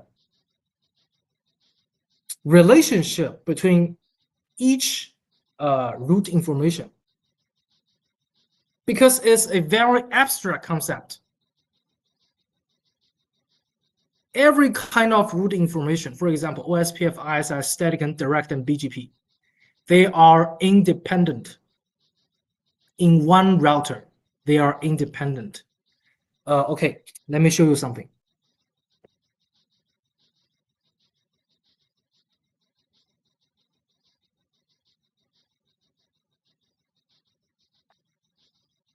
Okay, you can see my pad, right?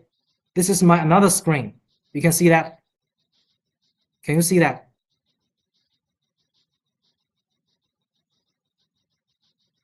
Yes. Okay. Now I'm going to show you the logic relationship between each protocol.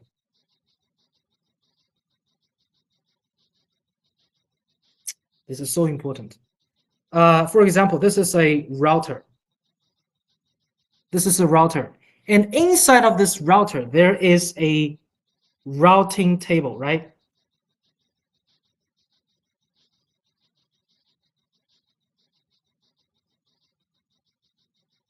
And in the routing table, we have so many entries. Maybe some of the entries from the static, and some of from OSPF, and some of from ISIS, or BGP, or direct. All right. But where is the OSPF, ISS, and BGP? They are different program. They are different program.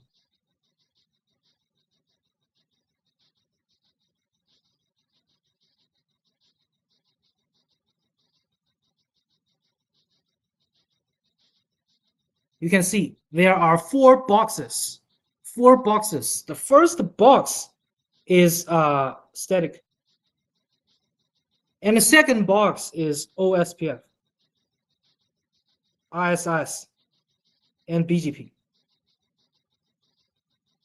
And we have already known that OSPF and ISIS can generate the route information by themselves, right?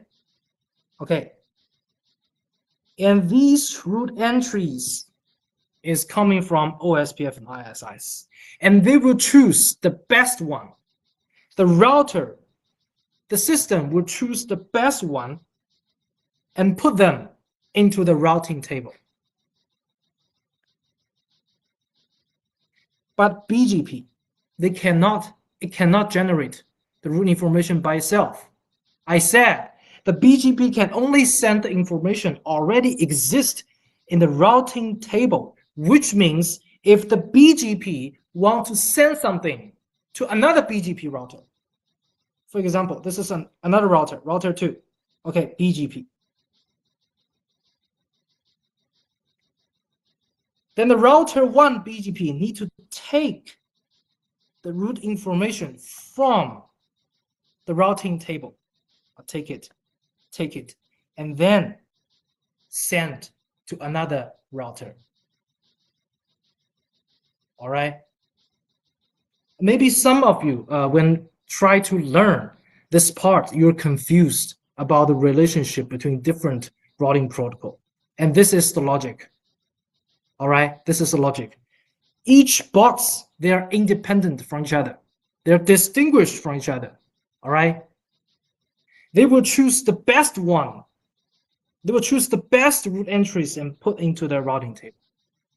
And the BGP put some of them, send it to its neighbor. All right. Am I clear about this part?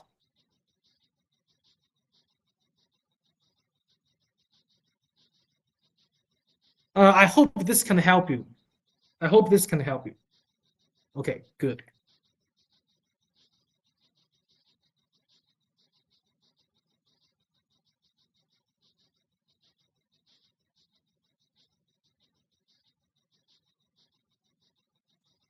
It is because the time is limited, so we can. I have to stop now for this part, BGP. Then, so IGP generates information, and let me check your information. And EGP consumes information to share it. Yes, exactly. Exactly, yes. From one AS to another AS, or inside of one AS. Because the BGP also have two types, IBGP or eBGP.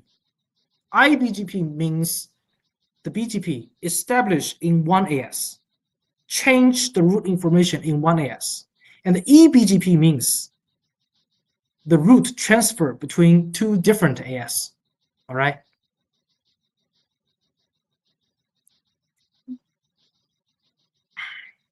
And that makes the global internet work. Yes, exactly. Okay, let's move to the next part. MPLS. Oh, also very important. It's one of the key technology of carrier network, MPLS. But why we need MPLS? But first of all, I need to explain what is MPLS, right? We have already learned the routing protocol, ISS, BGP static, and OSPF, right? And the router forward traffic according to the routing table, right? But several years ago, maybe 20 or 25 years ago, the device is not so good as nowadays, which means at that time, the device is the resource of that one device is very, very limited. So in order to save the resource of these years, routers, people raised one thing. It is called MPLS. To faster the forwarding speed and save the system resource. And what is the working principle of the MPLS? How does the MPLS achieve that? Okay, please remember one thing. When a hardware device, try to forward a packet, if the header is not fixed, it's changeable. For example, a IP header, sometimes 40 bytes, sometimes 60 bytes, right? It is not fixed. When the device try to handle those packet without a fixed length traffic, without a fixed length header, it will consume a lot of resource. But the MPLS header is fixed. The length of MPLS header is fixed. Is 32 bits. 32 bits. And that can significantly faster the speed of forwarding at that time. So the key of MPLS is this L. The L means label forwarding. Label, which means the router A and B and C and D, they will exchange the label information to each other. But we still need to deploy the OSPF and ISS, those IGP first. And we also need LDP. But when the router forwarding the traffic, if these router deploy the MPLS, the router no need to check the routing table again. No need to check the routing table anymore, because if the device deploy the MPLS, instead they check the label. For example, the router A check the packet and its MPLS header is 1024. Okay, it just know I need to send this packet to router B, because there is another table. When the router enable MPLS, they will generate another table at the same time, and it is called label switching table. It is different from the routing table. It's much more easier than the routing table.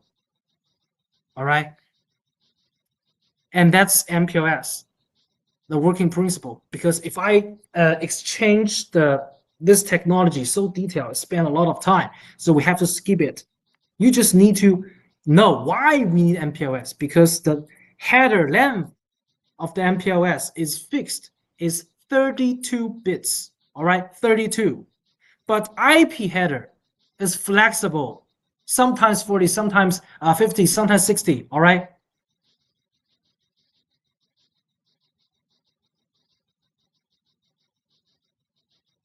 Okay. And nowadays, some new stuff, some new features is called SR. And this SR is not service router, is the segment routing. Segment routing. And if we want to use the SR technology, we have to know what SDN is. We have to know the logic of SDN. Do you know what SDN is? The logic. Do you know?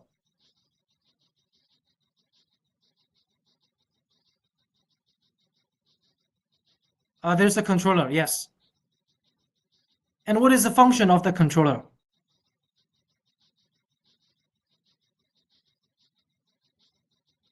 A software defined network. Yes, yes, of course.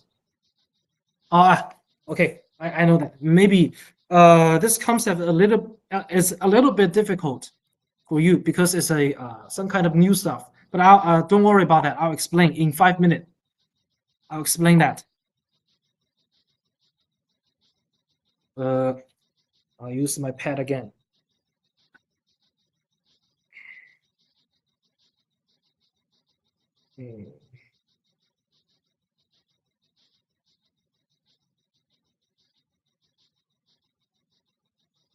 There's a software that helps us to configure networks. Yes, that is logic. Good.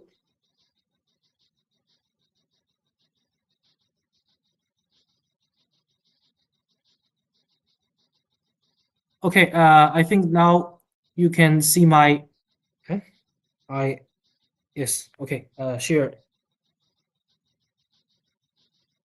SDN. Software defined network. The traditional network, the device calculate root information by themselves, right? Because they're running the OSPF. It used the device own CPU and memory to calculate that, right? Sometimes it consumes a lot. It consumed a lot of resource, right? But the SDN means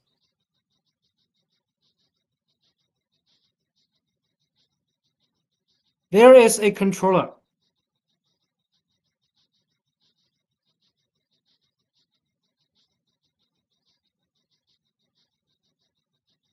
A, B, C, D, E, F. If there are so many routers in this topology, not just the 6, maybe 16, maybe 17, maybe 20, right? Which means if A wants to send a packet to F,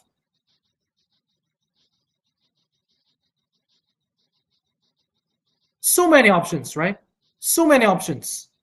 And for those routers, they need to calculate by themselves in a traditional network. Traditional. And it spend a lot of time.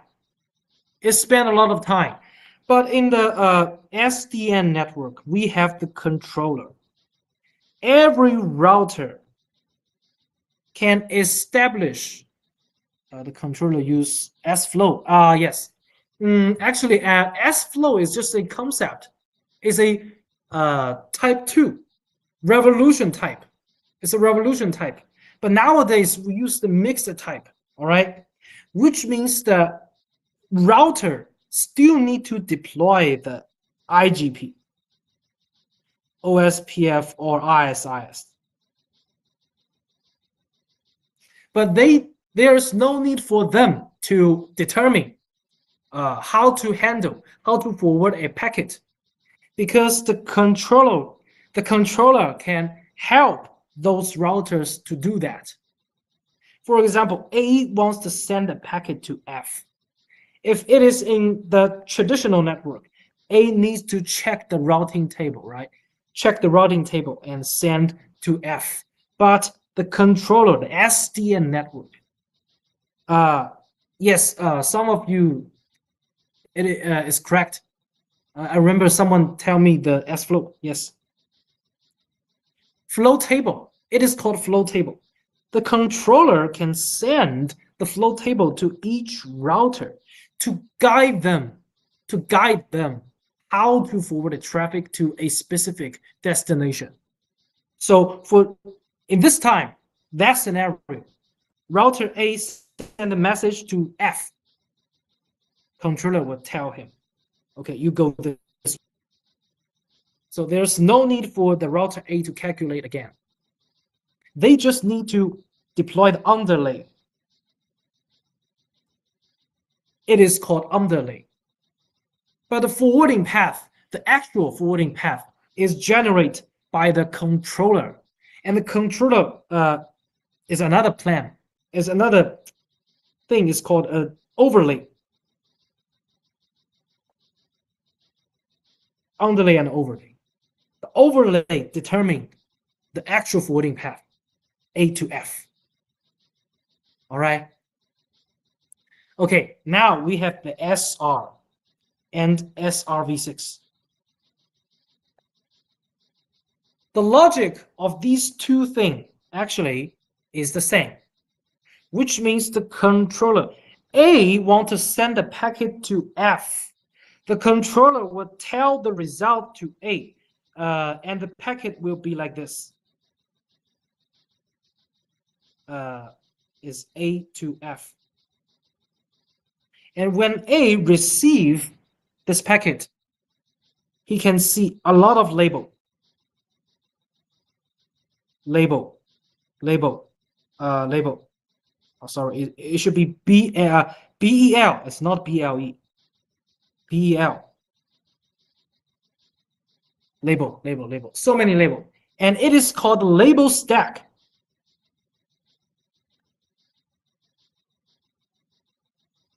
Label stack. And the label stack is generated by the controller. And each label means one next hop. Which means when the router A receives the packet, the forwarding path already being determined. He cannot change it. Okay, for example, the label. First label is you should send the message to B first. And the second label is C, router C. And third label is router D. And the fourth label is E. And finally, F. All right. Label stack have already determined the forwarding path.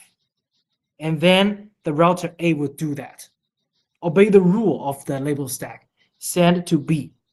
Okay, B read this label stack. Okay, the next hop should be router C. Okay, send to C. And C send to D, to E, to F. And this is segment routing. And SRv6 just a little bit different, because you can see the V6. V6 means IPv6. It's not IPv4. The SR is still based on the IPv4. We need to use the MPLS, right? IPv4 plus MPLS. So you can see the label. But for the SRv6, no more MPLS. We don't need to use the MPLS anymore. Why? Because the IPv6 have the similar function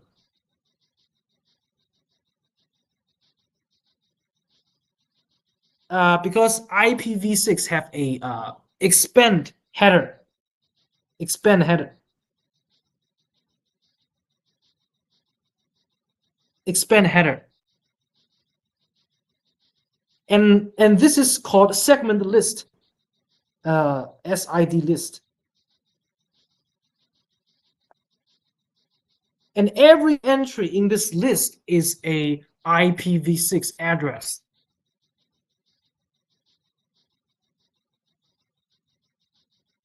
Address 1, address 2, address 3, and 4, and 5.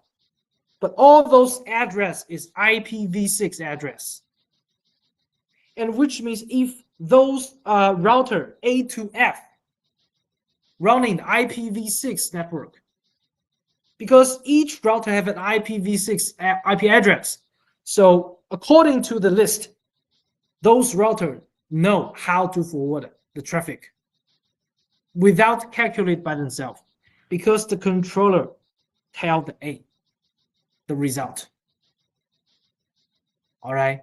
Or for example, the IPv6 address 1 guide the traffic to the B first. Sorry. I need to change another color. Yellow. Send to B, to C. Maybe B, C, D, E, F. All right. Am I clear? Because I cannot spend too much time on this.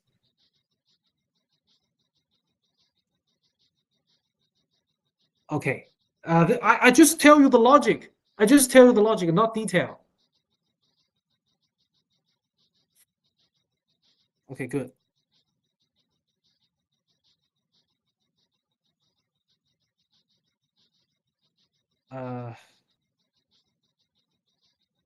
Let me check your comments.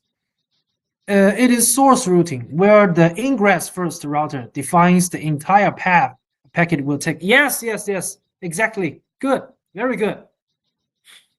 That is the conclusion. Source routing, when the ingress first router defines the entire path a packet will take. Yes. And that's SR and SRv6. I see that label stack and the list, because this topology is not so big. There's no there's no list shown on this page. But the actual scenario those routers have. Okay, backbone network. Same with the aggregation. Also use the BGP, ISIS, and OSPF to connect to each other. And sometimes we need the VPN technology. All right.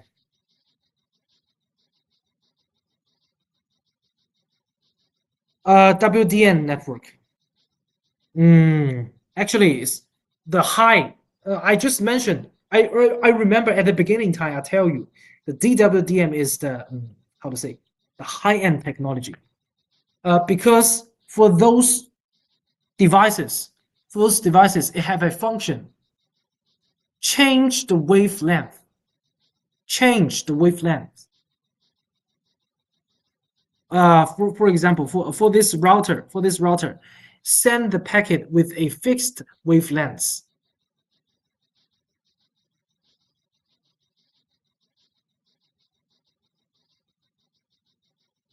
The length of the wave is this one, NM. All right.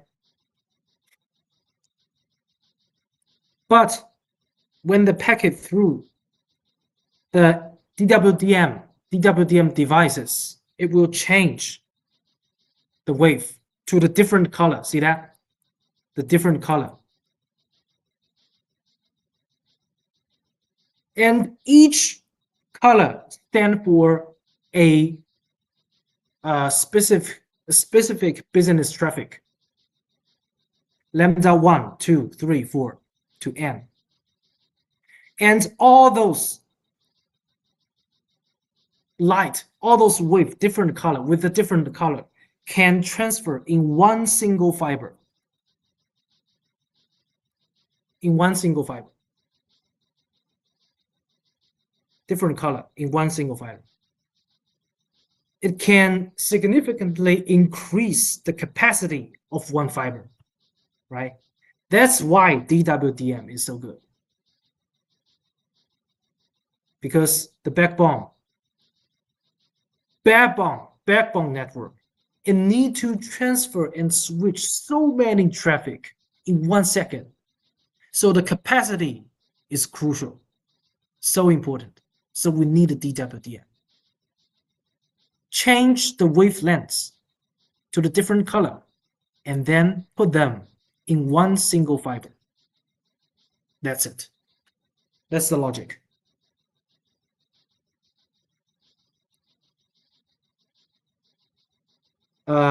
Okay. Actually, I want to talk something more about that. For example, do you know how to distinguish when a device, a DWDM device receive the different color wave? How to transfer into corresponding packet?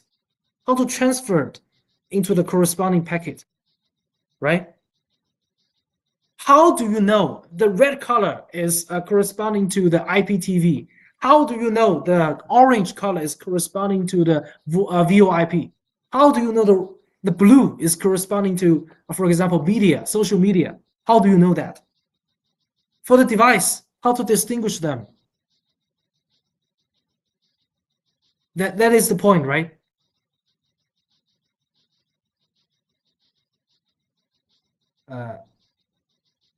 Okay, let me tell you.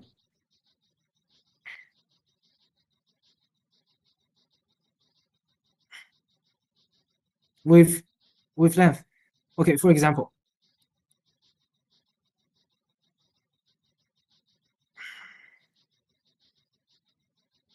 there are so many traffic. There should be a mapping between the wave and the service. Yes, of course, but this is not the key. This is not the key. Actually, what I'm telling you is, for example, all those wave is red,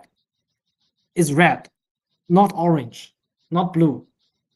We just take example, red light, but this red light, the traffic can coming from so many companies, right?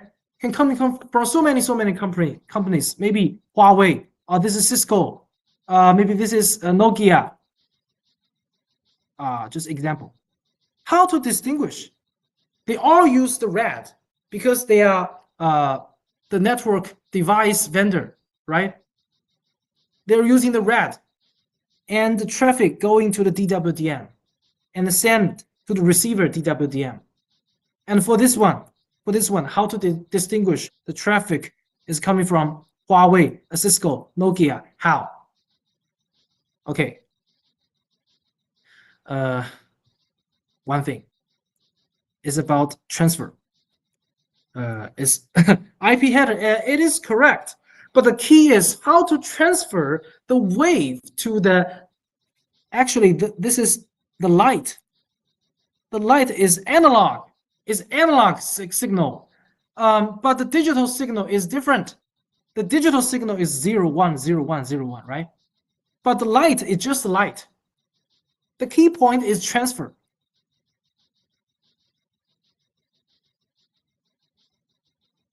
Transfer.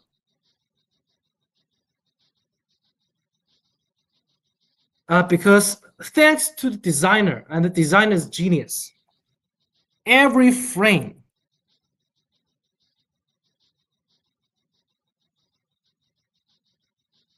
means the packet with the L2 information, right? L2 information. And every L2 information have a beginning part. And that beginning part is the fixed. The format is fixed. For example, 0, 0, 0, 1, 0, 1, 0, 1, 0, 1. And the format is fixed. When the device, DWDM2, transfer the light into the digital signal, When the device see this one, okay, he know that it is a frame. It is a frame. And it just recover the whole frame and check the L2 information and check the L3 information. So the key point is the beginning part. Every frame have a fixed beginning part, and the DWDM device can identify that.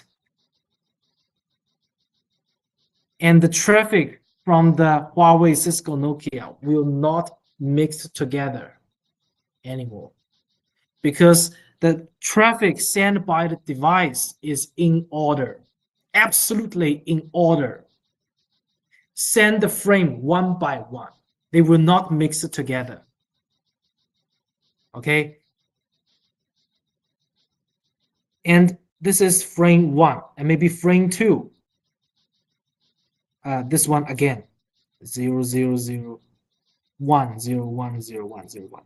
And the DWDM, check this. Okay, this is the second frame. I will recover that.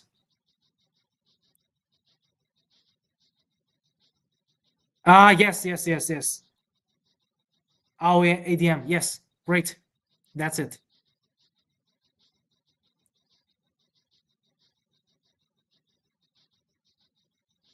Okay, we cannot spend too much time on this because only have 20 minutes.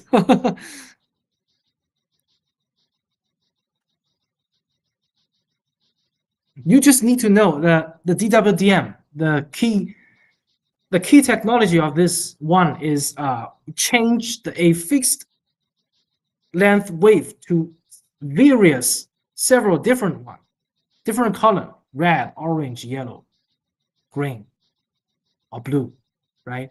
In one fiber, improve the capacity of one fiber, and that is the key.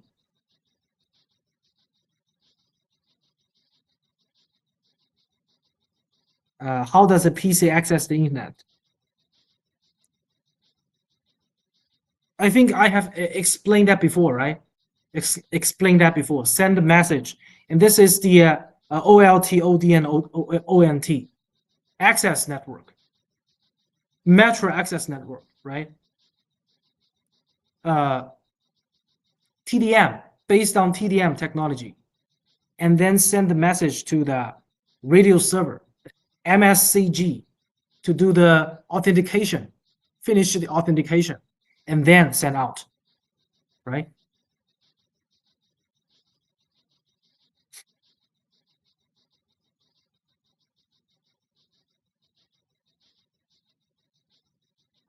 Yes, this is the forwarding path,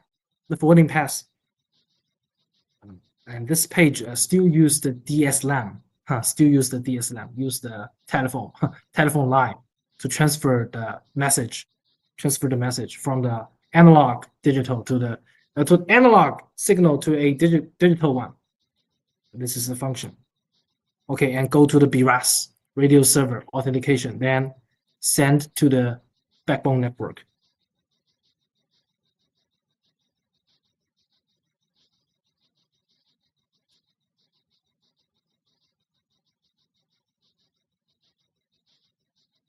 How to make a VoIP call. So the key point of this one, VoIP, SIP. The protocol name is called SIP, and G7 dot. Do you know that? The key of VoIP. Actually, you just need to remember one thing is SIP and IMS. Nowadays use IMS. Yes, SIP SIP protocol, SIP.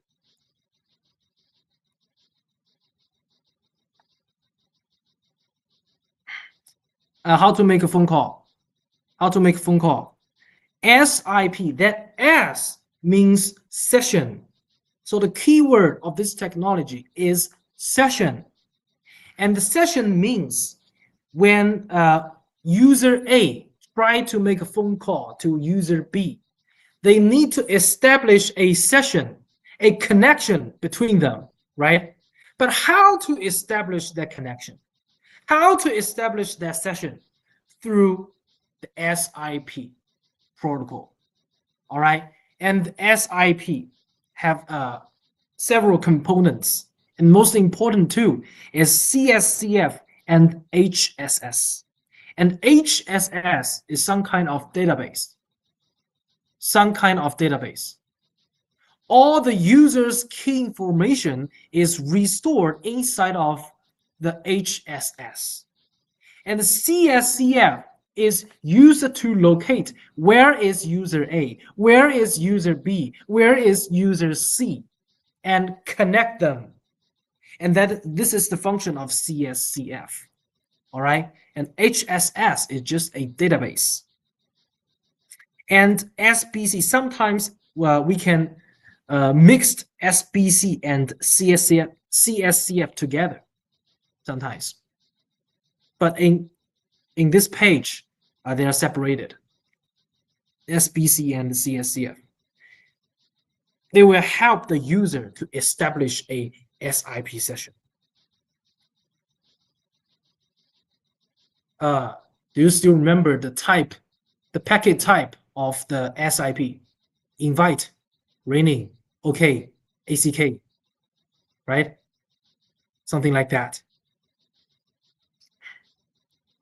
Okay, but the logic is, yes, when the one telephone try to make a phone call, first register, do the registration to HSS. The HSS will find out who is the caller and who is the receiver, right? Who is the receiver? And use the CSCF and SBC to establish a session, VoIP session, then finish the phone call. Finish the phone call. The SBC will find out where is the destination. Then they can establish the session, right? Okay.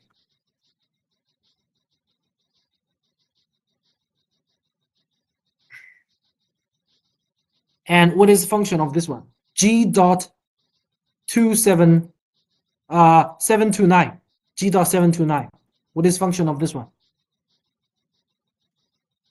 Actually, it transferred the analog signal to a digital one. That is function of this one. Yeah. That's codec. Yes, codec. Codec.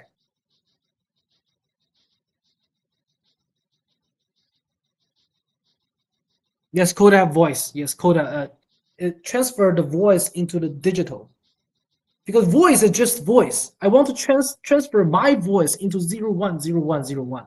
And then we use the G.729. It's a codecs.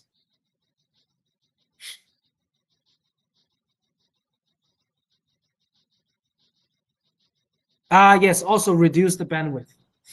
Because in ancient time, we use the PSTN. And the PSTN use, I still remember, is 64 kbps. 64 kbps, right?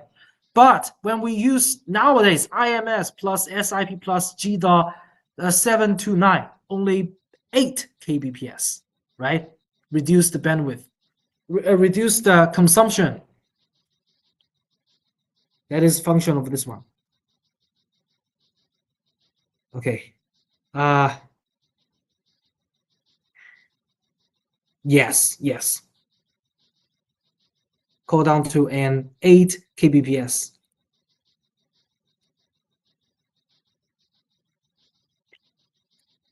Sorry, I'm very thirsty because I talk too much. Okay.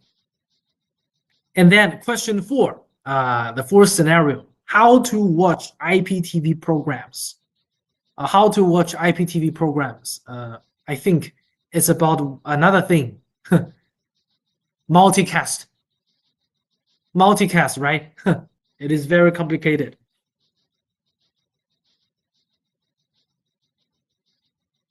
Do you know the concept of the multicast? You can describe that with a metaphor.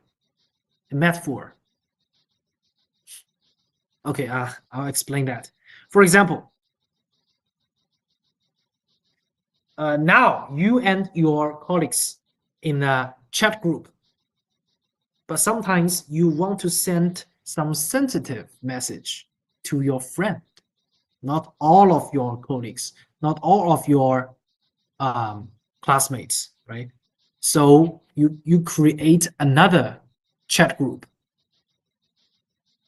The whole class is it's just like the broadcast. If you send something to your classmates group, chat group, everyone can receive that. Everyone can receive that, right? But sometimes some message you don't want everyone know that. So you create a small chat group. And that chat group is inside of that chat group only your friends, your best friends, right? And that's multicast. Yes, when you share information, but yeah. Yes, exactly. Send the data from a single source to a specific group of multiple receivers. Yes. Good example. Thank you. That's it. And IPTV also use the multicast. Because if the medium traffic, images, sound, voice, consume a lot of resource, high bandwidth, right? If I send all those traffic to everyone, if I use broadcast, what a waste, right? What a waste. So I need to find out which user wants to watch my TV show. Then I send the TV show to that specific customer. Then he can watch that. But we need to use multicast, right?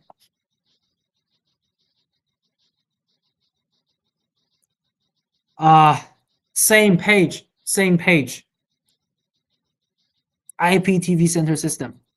This is IMS. Do you still remember the IMS? The last section we talked about how to make a VoIP phone call.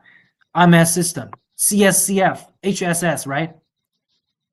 This is HSS, and this is a CSCF and SPC, establishing a SIP session. And another side is IPTV center system, another service system, right? Okay. And you can also check the information here. Related technology, which system provides IPTV service? But I think this is the most important part. How does an IPTV user request IPTV services from the network? IGMP. The key technology, key protocol is IGMP, Internet Group Management Protocol. And another thing is called PIM, Protocol Independent.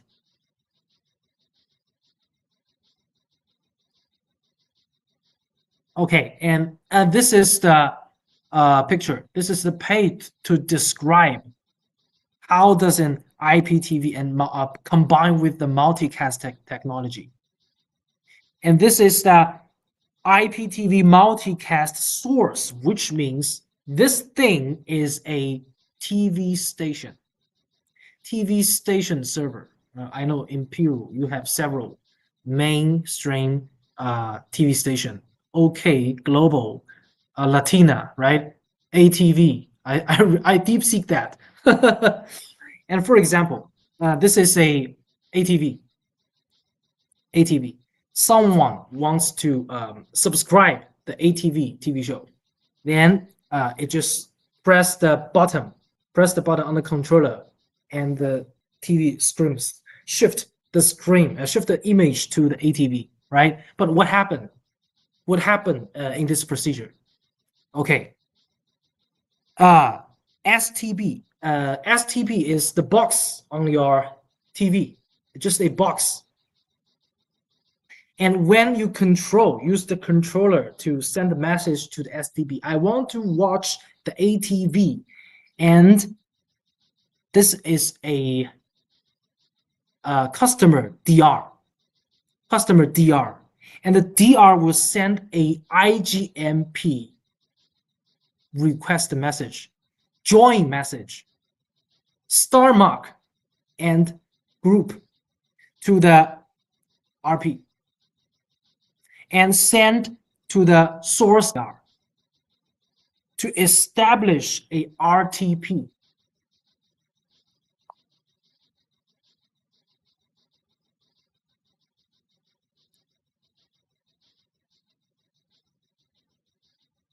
And actually, this packet should be like that.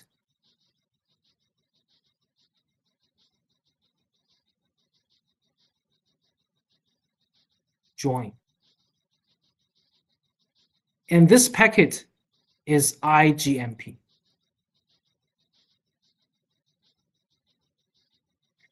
Which means the STB tell the router, I want to join the group, and that group name is called G. And actually this G is a multicast IP address, maybe 239.1.1.5.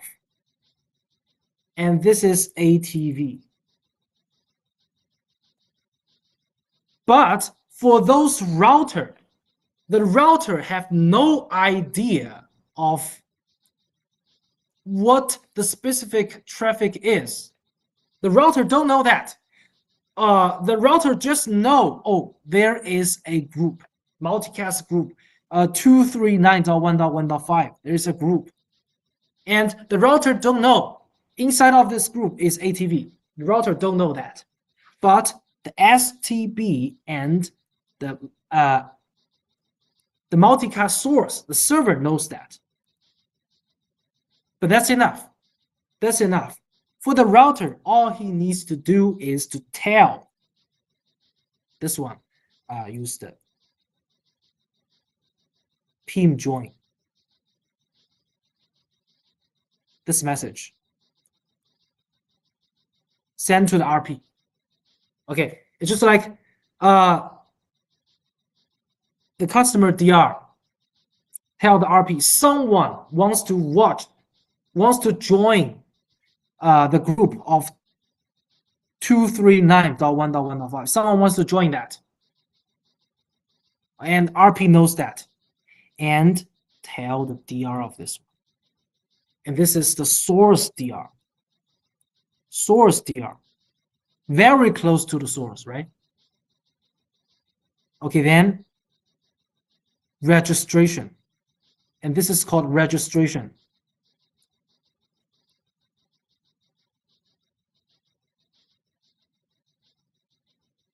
And then the source send the traffic, send the TV show to the RP, and RP send to the STB. And sometimes this path, forwarding path, is called RTP. Maybe this is not the best one. Maybe this is not the best one, because in this scenario, all the TV traffic need to pass through the RP. It is not the best solution, because if there are so many customers want to watch the TV show, which means the traffic will all gather to the RP. The RP will crash, right? So we need to switch to a best route. There is a mechanism. Source send the TV show direct to the STB. Switch that. There is a mechanism. Okay, maybe this, yeah, the multicast is quite difficult. I know some of, maybe not all of you can understand what I'm talking about because the time is limited.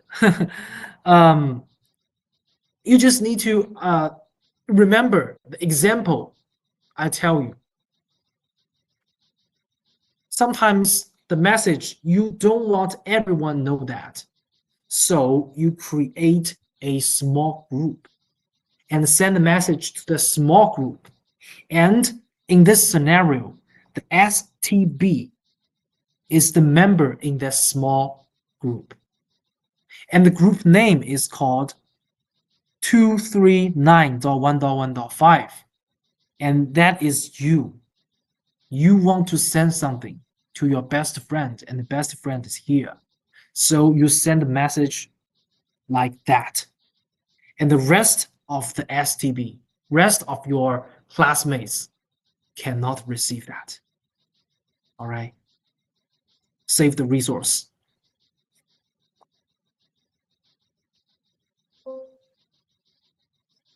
But we have to hurry up. STB request and request to the IPTV services, IPTV service, right? Okay, we move to the next part. Next part, how are enterprise private lines connected? I just tell you the answer. It is called VPN, right? VPN technology. And VPN have two main parts. One part is called L2 VPN. Another part is L3 VPN. Okay, maybe I still need another 5 minutes, but I need to take a screenshot first.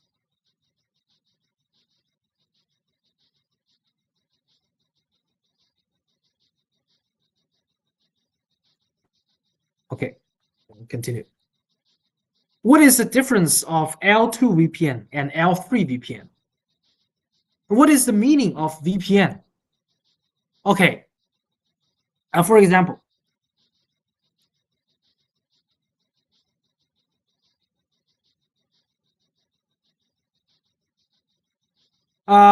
this is the Free Enterprise Branch Company.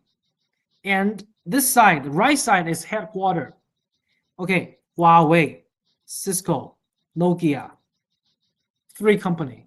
And they share the same private IP address. For example, private IP address 10.1.1.0/24. And the Cisco, same 10.1.1.0/24. And Nokia 10.1.1.0/24. And they send the message at the same time to the headquarters. And headquarters have the same private IP address also. 192.168.1.1.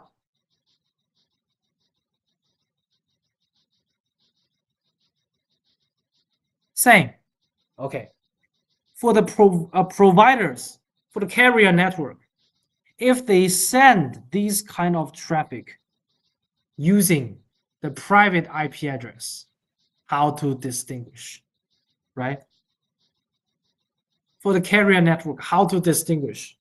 No way, right? No way. By default, no way. But we have VPN technology. For example, L2 VPN. L2 VPN, the essence of L2 VPN is we transfer for the customer. It's just like the whole carrier network is like a very big switch. For Huawei, for Cisco, for Nokia. It's just like the carrier network is a switch. And do you still remember I asked you one question in the beginning of the class? I asked you which layer the switch belongs to. You said the switch is belong to layer 2.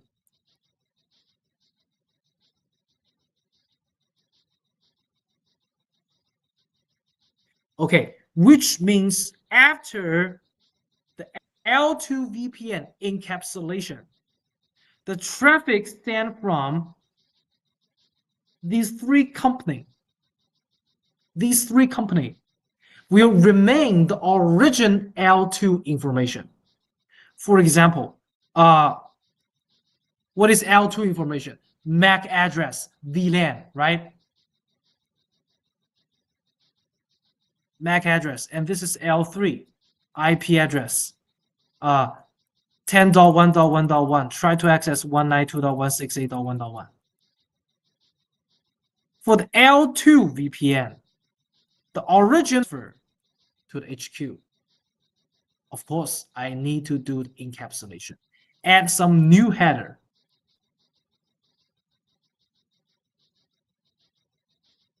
With the MAC address, origin MAC address. The answer is MPLS. Label. I use label to encapsulate the origin packet and send to the remote side. And by using the label, the carrier network router can distinguish which frame is from which company. It have the mapping relationship. All right, this is L2 VPN. And what about L3? Since I said L2 VPN means after encapsulation, the L2 information will remain.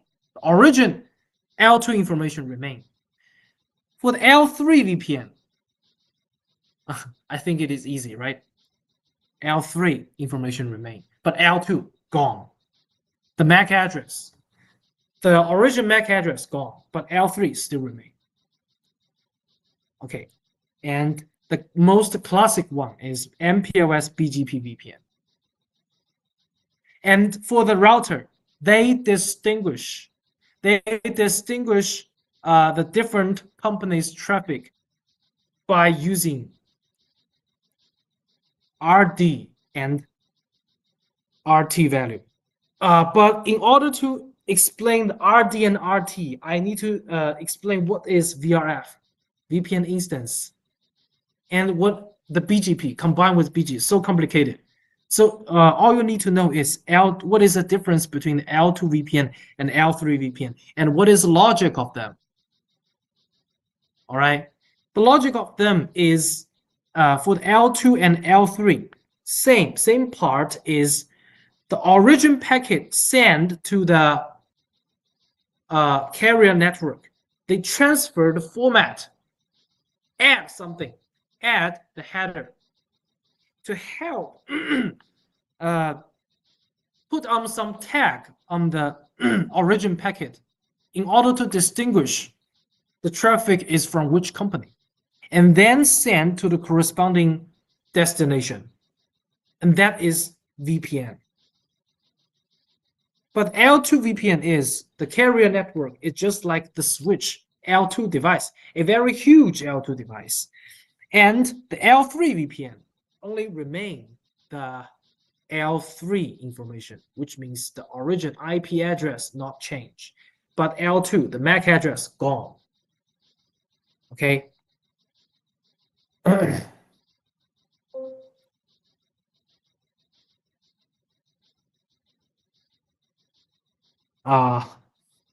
Sorry, it's already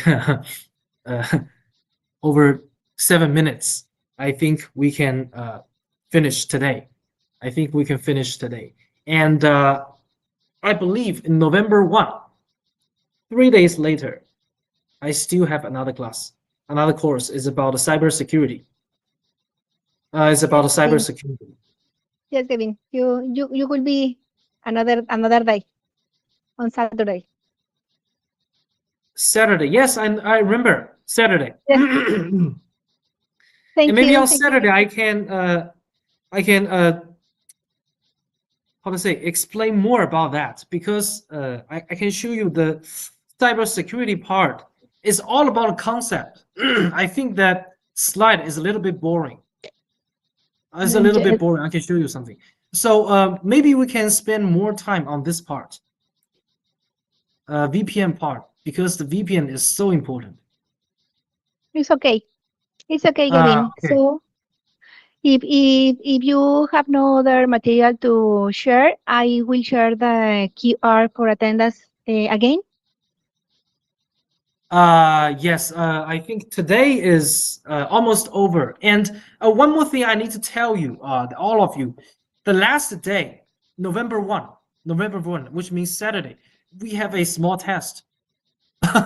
We have a small test. Okay, it's from good. every part. Yes. But don't worry about that. Don't worry about not so difficult. Not so difficult. Not big test, small test.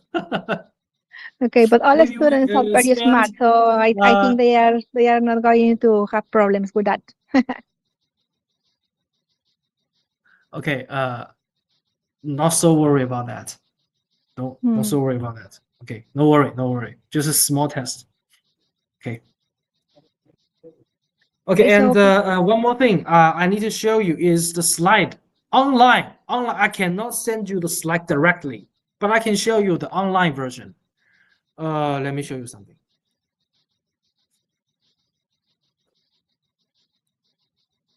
Sorry, where is that?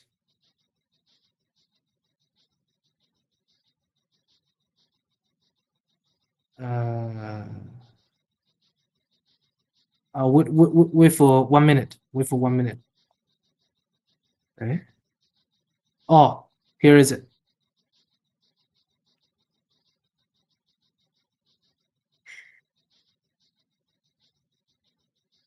Oh, sorry. I sent to I need to send to the everyone. Okay, I'll show you how to use it. How to use it. When you try to visit that link I send you, you need to do the registration first. You need to do the registration first. All right. Use your email address. Use your email to as a account name to finish the registration, and then you can log into this page. Log into this page, and there's a button here is to learn. It's called to learn, and after you click the button to learn, you can see the page like I do, and there is a course contents, courseware, and you can click the two slide. Communication network development, fixed communication, and global cybersecurity training introduction. And for another two teacher, Mr. Ma, and tomorrow's teacher, a girl, I will ask them to upload the training slide. All right, and you can view the training slide online. Okay, and this platform can last for 1 year, 12 months, 1 year. But you cannot download that. You can only view the the course material online. Okay. You can try to finish the registration, and if you have question, you can maybe when 3 days later, I'll tell you how. And you can also ask the teacher tomorrow. Okay. Thank you so much. I'm so happy. I'm sorry for the delay because there are so many contents, and we can continue that maybe 3 days later on November 1. yes, Okay, Gavin, no, thank you. don't worry. Don't worry. Let me share the QR for attendance all again, please. So, You mean QR code? Okay. QR code. You can share that. thank you.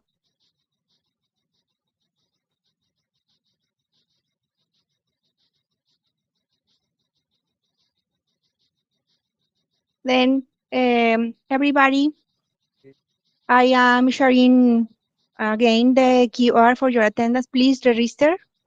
Thank you. Thank you, Gavin. I will see you the Saturday. Okay. See you. See you. See you at Bye bye. Saturday. Bye bye. Okay. Bye bye.